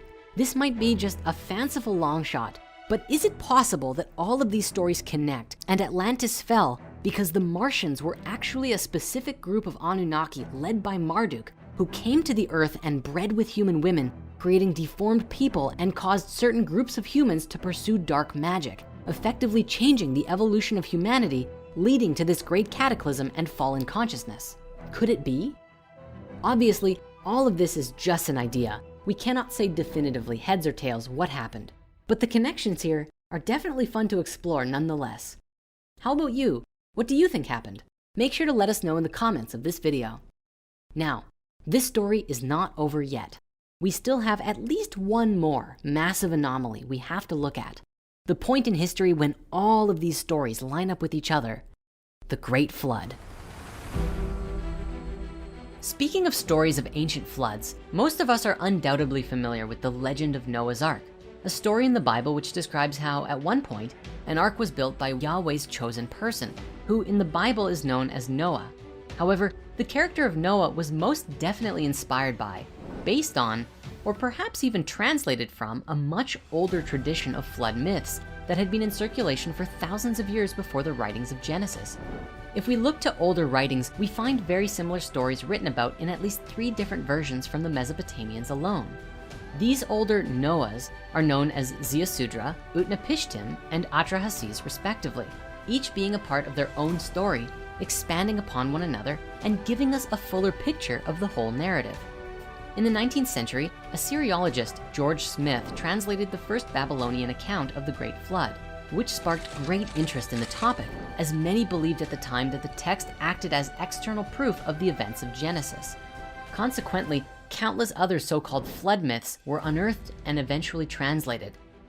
The most well-known of the flood myths of Mesopotamia are found in a few sources: the Akkadian Atrahasis epic from 1800 BC, the Eridu Genesis and the Sumerian king lists featuring Ziusudra as the last human king before the deluge, and finally, the Epic of Gilgamesh around 700 BC featuring Utnapishtim, which is largely regarded as being the closest in structure to our story of Noah in Genesis. Now, each tale is slightly different, given that each writer wanted to emphasize different aspects of the stories, but the overall narrative is mostly the same. In the Epic of Ziusudra, we begin with the creation of the world and humans, but the middle section is unfortunately lost, with the final fragment telling us that the gods have decided to destroy the world. In this version, we don't know why the flood is being sent, but Enki proceeds to warn Ziusudra to build an ark to help survive the deluge. In the later Epic of Gilgamesh, we learn that the Anunna Enlil sent the storms because humans had become too noisy, which could be speaking to humanity growing out of control. In this rendition of the tale, the Noah character, Utnapishtim, is then tasked by Enki to abandon his worldly possessions and create a giant ship to be called a preserver of life. It's very interesting then to see how much earlier established myths and even gods were incorporated into the narrative of the Old Testament under the guise of Yahweh or Adonai.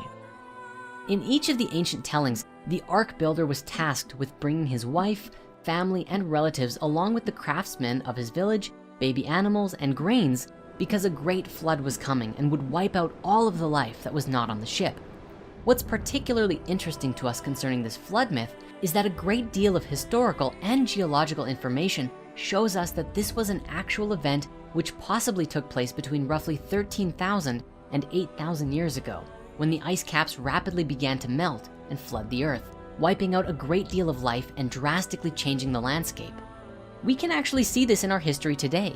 Even a quote from Live Science states, "About 13,000 years ago, more than 3/4 of the large Ice Age animals, including woolly mammoths, mastodons, saber-toothed tigers, and giant bears, died out. Scientists have debated for years over the cause of the extinction, with both of the major hypotheses, human overhunting and climate change, being insufficient to account for the mega die-off." That said, there is still considerable debate over when a deluge event occurred. Excavations in Iraq have revealed evidence of localized flooding at Shuruppak and various other Sumerian cities. A lot of other Sumerian cities display evidence of flooding on a large scale, but they are all from different periods. Modern consensus argues that flooding in the wake of the last glacial maximum are what inspired the ancient flood myths around the world, with the geography of Mesopotamia being drastically changed by the filling of the Persian Gulf after seawaters rose following the last glacial period. Some authors have even postulated that stories of a great cataclysm were ancient cultures' ways of explaining the early Bronze Age collapse and transition to more urbanized societies around 2900 BC. If these texts and stories are to be believed, this was potentially the event which wiped out all of the slave humans who, up till this point, according to Sitchin, had still been mining gold or slaving away at other tasks which the Anunnaki commanded. It was during this shift that the Anunnaki retreated from their earthly settlements, with Enki's last act being to support humanity and help us to survive the flood and shift in consciousness so that we could resettle and begin inhabiting the earth. This time without being isolated to any particular area, free to roam and inhabit the earth as we desired. It is believed that about 6,000 years later, they delivered information and wisdom of their existence to humanity through a messenger, seeding ancient Sumer with knowledge of their species and human origins. Curiously, the legend of a massive flood is actually not exclusive to Middle Eastern mythologies, but in fact is written about all over the world in countless different ideologies and cultures. In China, we see a story of a great flood that supposedly lasted for 2 generations, wiping out everyone save for those who moved to live in the mountains. In Central and South America, there are a number of ancient myths of floods wiping out almost all of the people, save for a scarce few who repopulate the earth. And as we looked at, there are even several stories across Mesopotamia, which all share a similar common thread. We actually don't have enough time in this singular video to explore all of the flood myths of the world, because we would probably be here for hours just on that one topic alone. Generally, in most of the flood stories, it is the gods or a specific god who brings the flood to wipe out humanity, either to start over or because we have displeased them somehow. For those interested in really diving into the various accounts, however, Graham Hancock has explored the world flood myths to an exceptional detail in his book, Fingerprints of the Gods, which again, we highly recommend reading. And speaking to this, there is an even more prevalent theory that brings all of these stories together and describes similar global events in history when the ice caps melted and the water rose tremendously, wiping out all, or most, of life. Geologists agree that by 8000 BC, the great Wisconsin and Worm ice caps had retreated. The Ice Age was over. It has been postulated that the deluge myth in North America may be based on a sudden rise in sea levels caused by the rapid draining of prehistoric Lake Agassiz at the end of the last ice age about 8,400 years ago. However, the 7,000 years prior to that date had witnessed climactic and geological turbulence on a scale that was almost unimaginable. The few scattered traces of surviving humans must have led lives of constant terror and confusion, with periods of time filled with violent floods and climatic changes. The bulk of the animal extinctions took place between 11,000 and 9,000 BC, when there were violent and unexplained fluctuations of climate, which geologist John Imbrie has called a climatic revolution. Now, there is a very interesting theory about exactly how this whole thing took place and what it means for us today. To share this theory, we've borrowed a clip from our friends at Gaia from one of our favorite series, Ancient Civilizations, featuring Graham Hancock, Greg Braden, and a ton of other experts as they help to decipher the clues of the ancient past. What's especially remarkable about this theory is that it aligns very well with the story of Atlantis and an absolutely massive shift of ages. Let's first of all consider the world during the Ice Age. Everybody's heard of the Ice Age. What was the Ice Age? The last Ice Age set in about 125,000 years ago. And it saw the buildup of giant ice caps, primarily on top of North America and on top of Northern Europe. Exactly why the Ice Age happened is still a subject that scientists argue about. But it's not in dispute that an ice cap 2 miles deep sat on top of North America and a huge area of Northern Europe, that same 2 mile deep ice cap. It reaches its maximum extent about 21,000 years ago. The temperatures are warming almost actually to modern levels, and the ice is beginning to disappear. And then suddenly, 12,800 years ago, really suddenly, literally overnight, everything changes, and the Earth is plunged back into a massive deep freeze. This is a time of huge extinction of species are wiped out.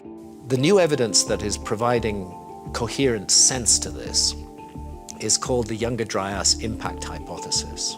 And it has been put forward by a large group of mainstream credentialed scientists. And what they've said is that they have found evidence which suggests the Earth was hit by several fragments of a comet. For a long time, the comet was out there. It was probably a very spectacular visual presence.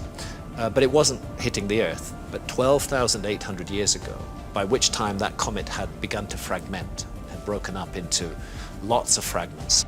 And the estimates are that 4 of those fragments, 4 large fragments, hit the North American ice cap. It's literally beyond imagination.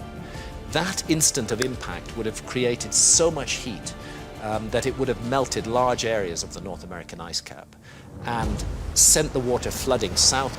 Then within a matter of days or weeks of that release of water, the freezing temperature has begun, and there's no more release of water. The world goes dry at that point and into a very deep, dark, frozen period accompanied by animal extinctions. The Younger Dryas lasts for 1,200 years. It lasts from 12,800 years ago to 11,600 years ago. And then something else really weird happens. The Earth's been in a deep freeze. Suddenly, 11,600 years ago, you get a second massive pulse of meltwater into the world ocean. One very strong suggestion is that the Earth intersected again with the debris stream of the same comet, and that there were further impacts 11,600 years ago. But those impacts were not on ice. Those impacts were entirely oceanic. You get big comet impacts in an ocean, and what you're going to get, as well as extraordinary tidal waves, what you're going to get is a massive amount of water vapor thrown up into the upper atmosphere. And that water vapor creates a greenhouse effect, which accounts for the very radical warming of the Earth. It has to be rather intriguing that that's the exact date, 11,600 years ago, that Göbekli Tepe is founded. And it has to be even more intriguing that 11,600 years ago is the exact date that Plato gives us for the destruction and disappearance beneath the flood of the ocean of the lost civilization of Atlantis. This hypothesis is further backed up by an independent study featuring over 20 authors, which finds evidence for meteor or comet impacts on 4 different continents: North America, South America, Europe, and Western Asia, from about 12,800 years ago, in the form of nanodiamonds, spherules, and melt glass consistent with meteor impact. Randall Carlson is a PhD who incorporated the dating of Göbekli Tepe with geological evidence which suggests global flooding. He wrote that if an impact actually hit and there was a cataclysm, you could easily see how an effect of that magnitude would destabilize the Earth for perhaps 1,000 years or so. It's after this window of time that the Younger Dryas geological records shows an abrupt change in climate that we date Göbekli Tepe. But you see, this is not where the expedition ends in the search for answers about the Great Flood, as Graham Hancock has also put forward even more information in his most recent book, America Before. His new work focused on various kinds of evidence from the Americas, mostly from the mound-building cultures of the Mississippi River Valley and exploring the sacred geometry of the Amazonia, bringing to light some connections that seem to indicate that the occupation of the Americas was much earlier than is currently thought, and even appears to share some common concepts in ideology to that of the ancient Egyptians. Now, before we go any further, we should point out that the occupation and colonization of the Americas is a hugely controversial topic and has been described as one of the most agitated, fierce, and fruitless debates in modern archaeology. In fact, there are sites such as the Bluefish Caves and the Old Crow Flats, which demonstrate human habitation in the Americas thousands of years before previously thought, and thus were met with fierce scrutiny. So it's no surprise that Hancock's work is often met with instant rejection. Now, Graham theorizes that a precursor civilization, which he argues were found in the Americas, were wiped out by global flooding, and the survivors of which helped to seed later mythological stories. This idea is made even more interesting by the evidence of dramatic sea level rises during or just before the Younger Dryas. In a nutshell, around 12,900 years ago, the world was warming up from the last glacial maximum and becoming increasingly habitable when a comet entered our atmosphere and broke into several major fragments, many of which impacted the North American ice sheets. The tremendous impact of this comet hitting the Earth would have caused a few key things to happen. First, we would have seen a large amount of freshwater flooding into the lower coastal lands and entering the oceans, disrupting the natural ocean currents and raising the sea levels. Second, we would have a tremendous amount of steam shooting into the atmosphere, along with smoke from any fragments that didn't land in ice, and starting fires upon impact. All of this together would block out the sun for a very long time, and this causes a sudden drop in Earth's temperatures. This is exactly what we see happen by climate graphs of that time period. This rapid drop, followed by 1,000 years later, the rising of Earth's climate. To date, no scientific or geological hypothesis comes close to answering the mystery of what caused the spike, closer than the comet impact hypothesis. Graham even suggested that if this were to have happened, it's possible that parts of the giant ice sheets, these massive glaciers, could have broken off from the main mass and slid across the Earth slowly. If this was to happen, it would have destroyed anything that it slid over, ultimately leaving us with no record or even ruin of any civilization that might have been there before.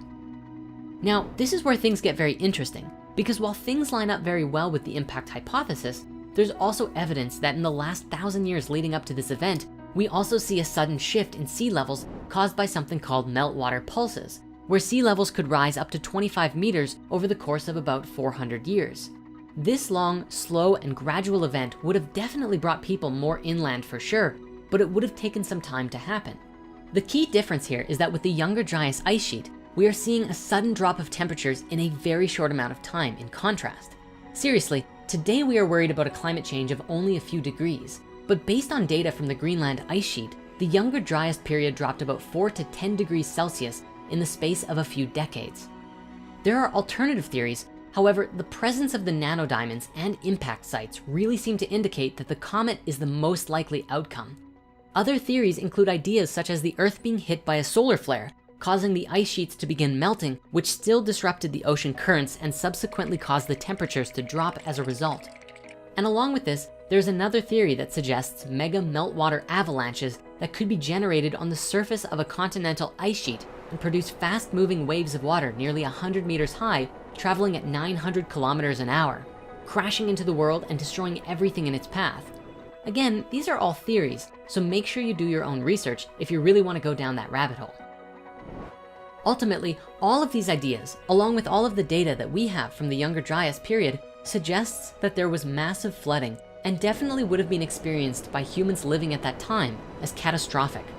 Now, since research into all of this is still ongoing, there are still many mysteries to be revealed about this event. Naturally, with sea levels rising, the lower coastal lands are the first to be submerged, and anyone living and hunting there would have been submerged with it, similar to how Doggerland was submerged around 6,200 BC in Europe. Any humans who survived such cataclysmic events would have had it ingrained in their cultural memory that would have been passed through oral tradition into later civilizations. If this event really happened, it most certainly would have contributed to the mass extinction events that we see in history, and in extent, paved the way for the host of flood myths on every continent.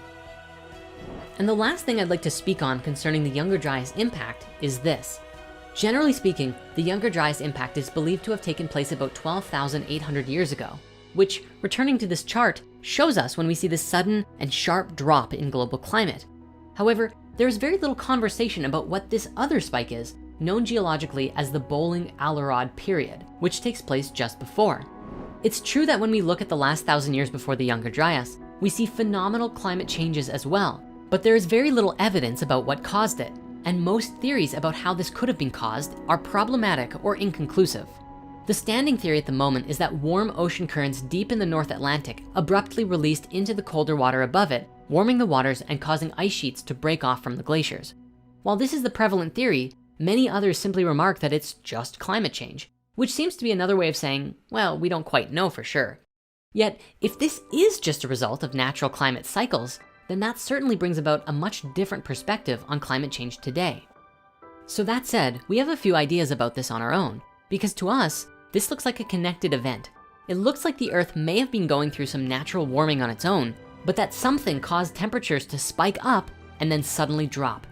This may indicate that the comet impact is a little bit older than believed, that the first spike was actually the comet impact, and then the drop was the result of enough meltwater flooding the oceans for so long that it disrupted the ocean currents, and we see the temperatures go down as we discussed. Another possibility is that the first spike was the solar flare that we explored previously, which may have triggered a radical lifting of the Earth's temperatures, causing the ice to melt, flooding the oceans and disrupting the currents. If this is true, then perhaps a comet is not necessary in the equation. However, it's worth mentioning that the nanodiamonds seem to indicate that there was a comet in Earth's recent history. It's possible that there are other causes of such a spike too. If we look to ancient India, we find stories of the Astra or the Brahmastra superweapons. However, before we can explore and discuss these superweapons or where they fit into our ancient past, we must return to the subject of Göbekli Tepe. This site is compelling archaeological evidence that now dates human civilization back to nearly 12,000 years ago, around roughly 9,000 BCE. What puzzles archaeologists and historians alike was the previous assumption that stratified and complex civilizations did not emerge until around the time of Sumer, about 7,000 years ago. Until then, all we have evidence of in the timeline are semi-nomadic pastoralists who would follow hunted game around seasonally, perhaps occasionally using tools. Instances of monumental architecture are extremely rare, even though we have cases such as Cahokia in the Mississippi River Valley and a supposed city of hunter-gatherers. The general consensus is a distinct lack of the social organization required to build and maintain complex ritual sites. Even more interestingly, the timeline arguably lines up with a certain theory about the date of the construction of the Sphinx in ancient Egypt. Robert Schoch is responsible for identifying what he believes are wear patterns on the Sphinx that he has labeled as water erosion. But there were no great storms in ancient Egypt 4,000 or 5,000 years ago. But if you go back 12,000 years ago, there was heavy rainfall in that region, where in the Holocene, the region was much greener and wetter than it is now. Now, the Sphinx erosion theory was met with great skepticism. Dr. Zahi Hawass, head of the Egyptian Board of Antiquities, said at the time, "Of course it is not possible for one reason. No single artifact, no single inscription or pottery or anything has been found until now in any place to predate the Egyptian civilization more than 5,000 years ago." This was a common belief back then, since the earliest signs of megalithic construction were only 5,000 years old. But the discovery and dating of Göbekli Tepe proves that structures were being built around 12,000 years ago in one form or another. While a lot of work has been done to try and disprove the Sphinx water theory, such as limestone analysis and contextual orientation, what if there really was something even more ancient about the Sphinx? The Sphinx has fascinated people since Cleopatra's times. There are inscriptions from as far back as Ptolemaic Egypt of excavations unearthing the Sphinx in the search for hidden passages. And even today, the mystery of the Sphinx persists. We have no idea what it is, what it's for, and there is nothing we have found that's like the Sphinx at Giza. Who built it? Why? How? Mainstream academics believe it was built in the time of Khafre, based on the likeness of the head and similarity of the temple of the Sphinx, but other anomalies persist. The most basic mystery regarding the Sphinx is how it's missing from the Egyptian records. Egyptians loved to write hieroglyphs. We have writings talking about the purchasing of materials and construction of pyramids, divorce records. There's even a record about how one day there was a woman disgruntled by a piece of bread who tried to fight the traitor. Seriously, meticulous records, including records for all of the temples. Yet no records exist from ancient Egypt about the building of the Sphinx. They just don't exist, not a single word about it in the written records. One thing we do know from an inscription on the ancient Egyptian artifact, the Dream Speller, is that the pharaoh Khafre, who today many believe built the Sphinx, claims that he himself discovered the Sphinx buried in the sand and had his temple built around it. Not only that, but the Sphinx also lines up with the sun for the spring equinox, and the constellation housing the sun circa 5,000 years ago is Taurus. But 9,000 BC, or 11,000 years ago, we see Leo in the sky, which may be another clue as to when the Sphinx was actually built. Despite the discovery of Göbekli Tepe, Robert Schoch's erosion hypothesis, and the constellation alignment, not to mention with the Sphinx's construction missing from the records, many modern scientists remain skeptical and critical of these arguments. While we will admit, if it was just one anomaly, maybe it would seem like a pretty crazy idea. But when you put all of the anomalies together, they do seem to add up. All of the evidence we have explored was known about before Göbekli Tepe was discovered. But most scientists argued that it was preposterous since no other megalithic sites were made this far back. But thanks to the discovery of Göbekli Tepe, the idea that the Sphinx is older than we thought is starting to be thought about more often. The construction of Göbekli Tepe would then be attributed to survivors of the catastrophe who passed on their advanced knowledge to human tribes set back from the massive natural disaster.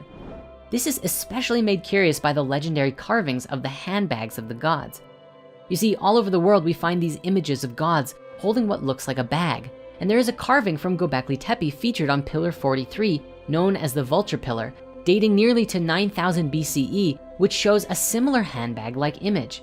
It has left many to ponder their connection, and some even believe that the handbag is a sign of the gods bestowing the seeds of knowledge of civilization to humanity. What's more amazing is that Göbekli Tepe is located at the south of Turkey, inside of the Fertile Crescent, the place where agriculture is believed to have been invented 10,000 years ago.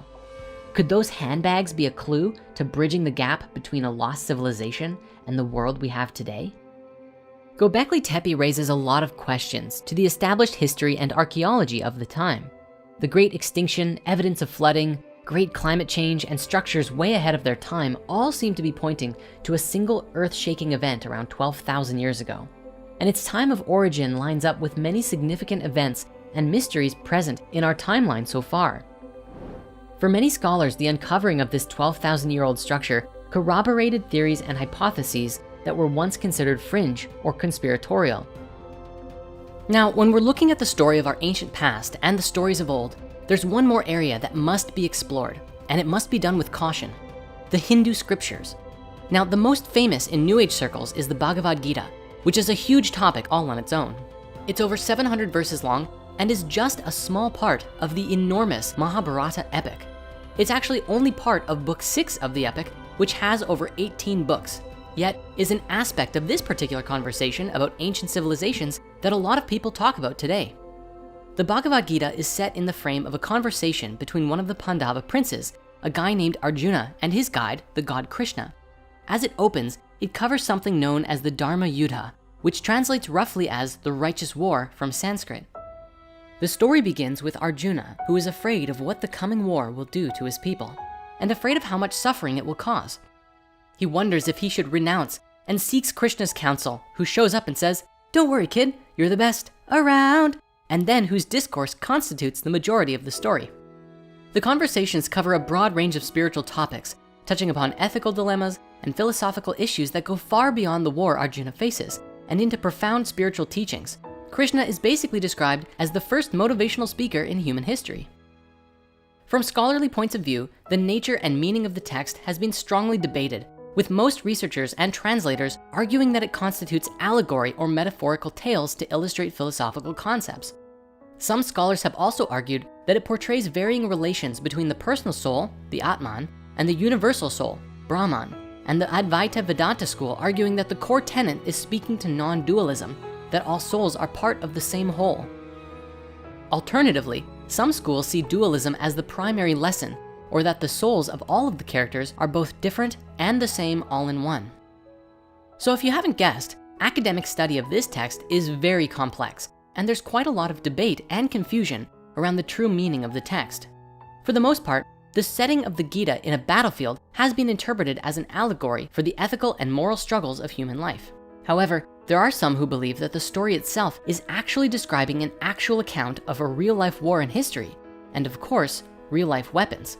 This view of the Mahabharata as a literal event is something purported by many ancient astronaut theorists, and as we personally dove into the subject, we found it to be a little bit sketchy. There were a lot of claims, such as ancient nuclear weapon radiation and other quotes from the Gita supporting the theory that then didn't actually exist. The whole thing is likely just a consequence of really bad translations, misunderstandings of the original text, and maybe even a little bit of deception for the sake of content creation.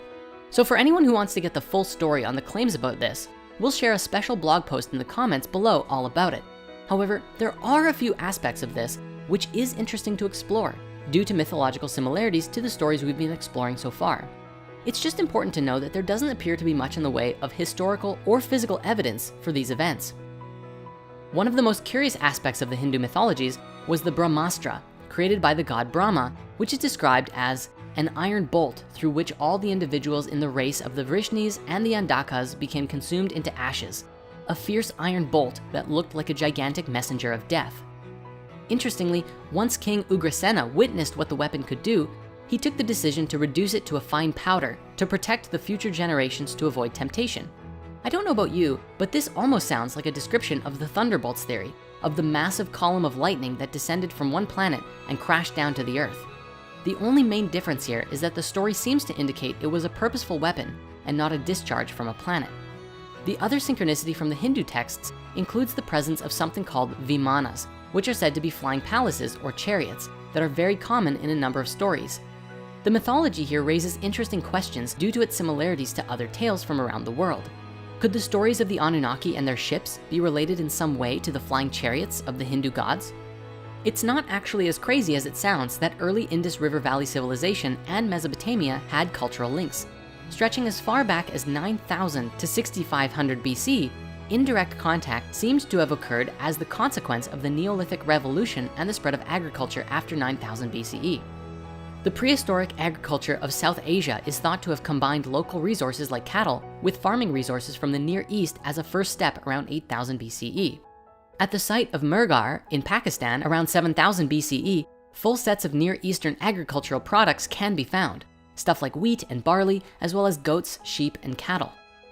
Later on, trade kind of exploded between the two regions, with stuff like clove heads from the Moluccas being found at Tel Ashara, different kinds of shells and beads being found at various sites around 2500 BCE, and of course, lavishly decorated cylinder seals depicting mythological scenes or animals. The bottom line is, with trade happening pretty consistently until the Indus civilization collapsed, it's almost common sense to acknowledge that cultural ideas and mythologies also got exchanged. In this, even the real mythologies themselves are fascinating and have tons of curious connections throughout without needing to elaborate on them.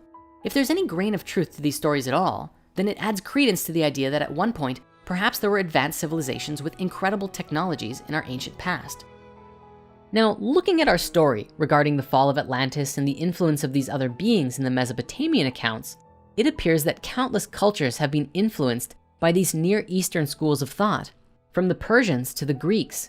And even much later, it appears as though the Judeo-Christian religions all seem to stem from each other like branches of a tree. But what about the people across the rest of the world? In this historical theory, it suggests that there were still civilizations existing elsewhere on the earth at the time of the fall, because when the inhabitants of Mu left their home, not all of them went to Atlantis. Some moved to the continents we call the Americas, and others went to Asia. This would make sense considering Mu would have been directly between those two in the Pacific Ocean. With this idea, we see this theory begin to explain how different spiritualities developed in different regions of the world. The Lemurians who did not migrate to Atlantis would not have had the same experiences that the Atlanteans did with the fall. And if the stories are true, neither would they have become more left-brain thinkers. And so after the fall, their spiritualities would have developed based on their environments and any supportive influence from those who made it through with their memories intact. When we observe the world's religions today, there are really three main forms that we can identify. Firstly, we have the Western faiths, which are generally the Abrahamic ones, Judaism, Christianity, and Islam, but which relate with the Greek, Persian, and Egyptian mystery schools from thousands of years prior. Next, we have the Eastern spiritualities like Taoism, Buddhism, Shinto, and so on, which are more to do with connecting with the spirit of nature or going deep within yourself to cultivate inner peace and stillness. Generally, these paths are less seen as religions, but ways of life and traditions to create harmony in one's life. The last faith group are the indigenous spiritualities, which are usually shamanic and animistic in nature, and are often developed around connecting with the spirit of the planet and nature in an intimate relationship to aid in spiritual, emotional, and even physical healing. Now, we understand that there is an incredibly massive number of spiritualities on this planet, and I'm not trying to oversimplify or generalize the diversity here. For so many of these faiths are unique unto themselves and beautiful in what they are and represent. Nevertheless, we can see this pattern of location and influence across time in how these different faith groups emerged, bringing us to where we are today. It would make sense that the Sumerian mythologies and subsequent Abrahamic faiths are concerned with the stories of the gods from the past so much, especially if there were enlightened beings who provided them with these stories in the first place. However, one of the earliest groups to suggest this independent racist theory were the Theosophist Society of Madame Helena Blavatsky in the late 1800s. In her work, The Secret Doctrine, she proposes a theory that 5 to 6 different root races spread out across the globe and settled in different regions as the earth changed throughout history. Of course, much of their information was apparently gleaned through astral clairvoyance and channeling, as well as discussing the older works of the Platonic philosophers. So take what is said here on your own merit. According to Blavatsky's writings, there will be 7 root races assembled for our Earth, and each root race is divided into 7 sub-races. But only 5 root races have appeared so far, with the 6th being expected to emerge in the 28th century. Francis Bacon, whom Theosophy considers to be the legendary Count of Saint Germain, in his work, The New Atlantis, describes a potential future civilization which lives on a land called Ben Salem. Following their work, the first race were known as the Polarians. These were beings composed entirely of etheric matter and had no physical bodies. They were some of the oldest beings to inhabit our planet and lived during the early stages of our world when it was still cooling on the legendary Mount Meru from Eastern mythologies. The second race lived in what is often called Hyperborea by the Greeks and Romans. In modern day, this is suggested to be the northern territories such as Greenland, Iceland, Canada, and Scandinavia. Due to their climate, this race developed different skin tones and a focus around surviving in the cold weather. The third and fourth races were the Lemurians and the Atlanteans that we have spoken about already. The fifth race were the Aryans. This was the current epoch that Blavatsky believed us to be in, which in her opinion were descended from and the result of the spread of Lemurians and Atlanteans after the sinking of their home. However, the concept of Aryans were distorted and diluted by Hitler and his whole Aryan race thing, but it's interesting nonetheless to visualize the history of the world in this way, almost as if descending from a higher frequency into this postmodern world we live in. We found all of this to be an interesting exploration of the history of humanity, and one that bridges quite well in the exploring of the epochs of time and the fall of Atlantis, bringing us to today. All of this really goes to show that these world religions are fundamentally connected with each other and a part of a much bigger story. Spiritual value can often be found in any faith if we look for it, and it's not appropriate to claim that only one religion or spirituality is specifically better or worse than another. Well, unless its core tenets are like, hurt others, take advantage of people, or kill people you don't like. Rather, today we simply must learn that we are all connected, all a part of the same family, and that we shouldn't demonize each other for our various beliefs, but hold a space of love and compassion for each other and what we believe, even if we disagree. Ultimately, this is a story about a young species who is struggling to find itself. We are learning the nature about who we are and recognizing that there might be a lot more to our origins than what we have been led to believe so far. And as fate would have it, there was an event that took place in history that dramatically changed the course of our history and shaped our world to be what it is today. If you want to continue this journey and explore more about Atlantis and other sacred sites, follow the link in the description and you can stream 2 full seasons of the Gaia original series, Ancient Civilizations, for free. See you next time.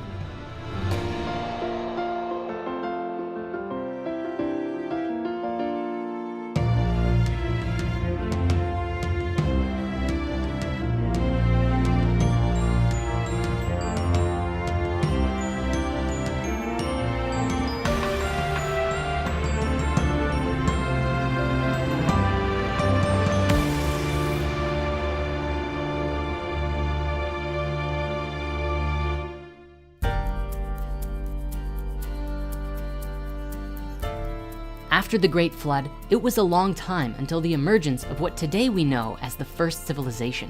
As if out of nowhere, the Sumerians came into existence, and from there, the Egyptians followed shortly thereafter. Over the preceding several thousand years, human civilization would change and evolve, all looking back and honoring the gods that started it all. How did we go from Atlantis to the world we have today?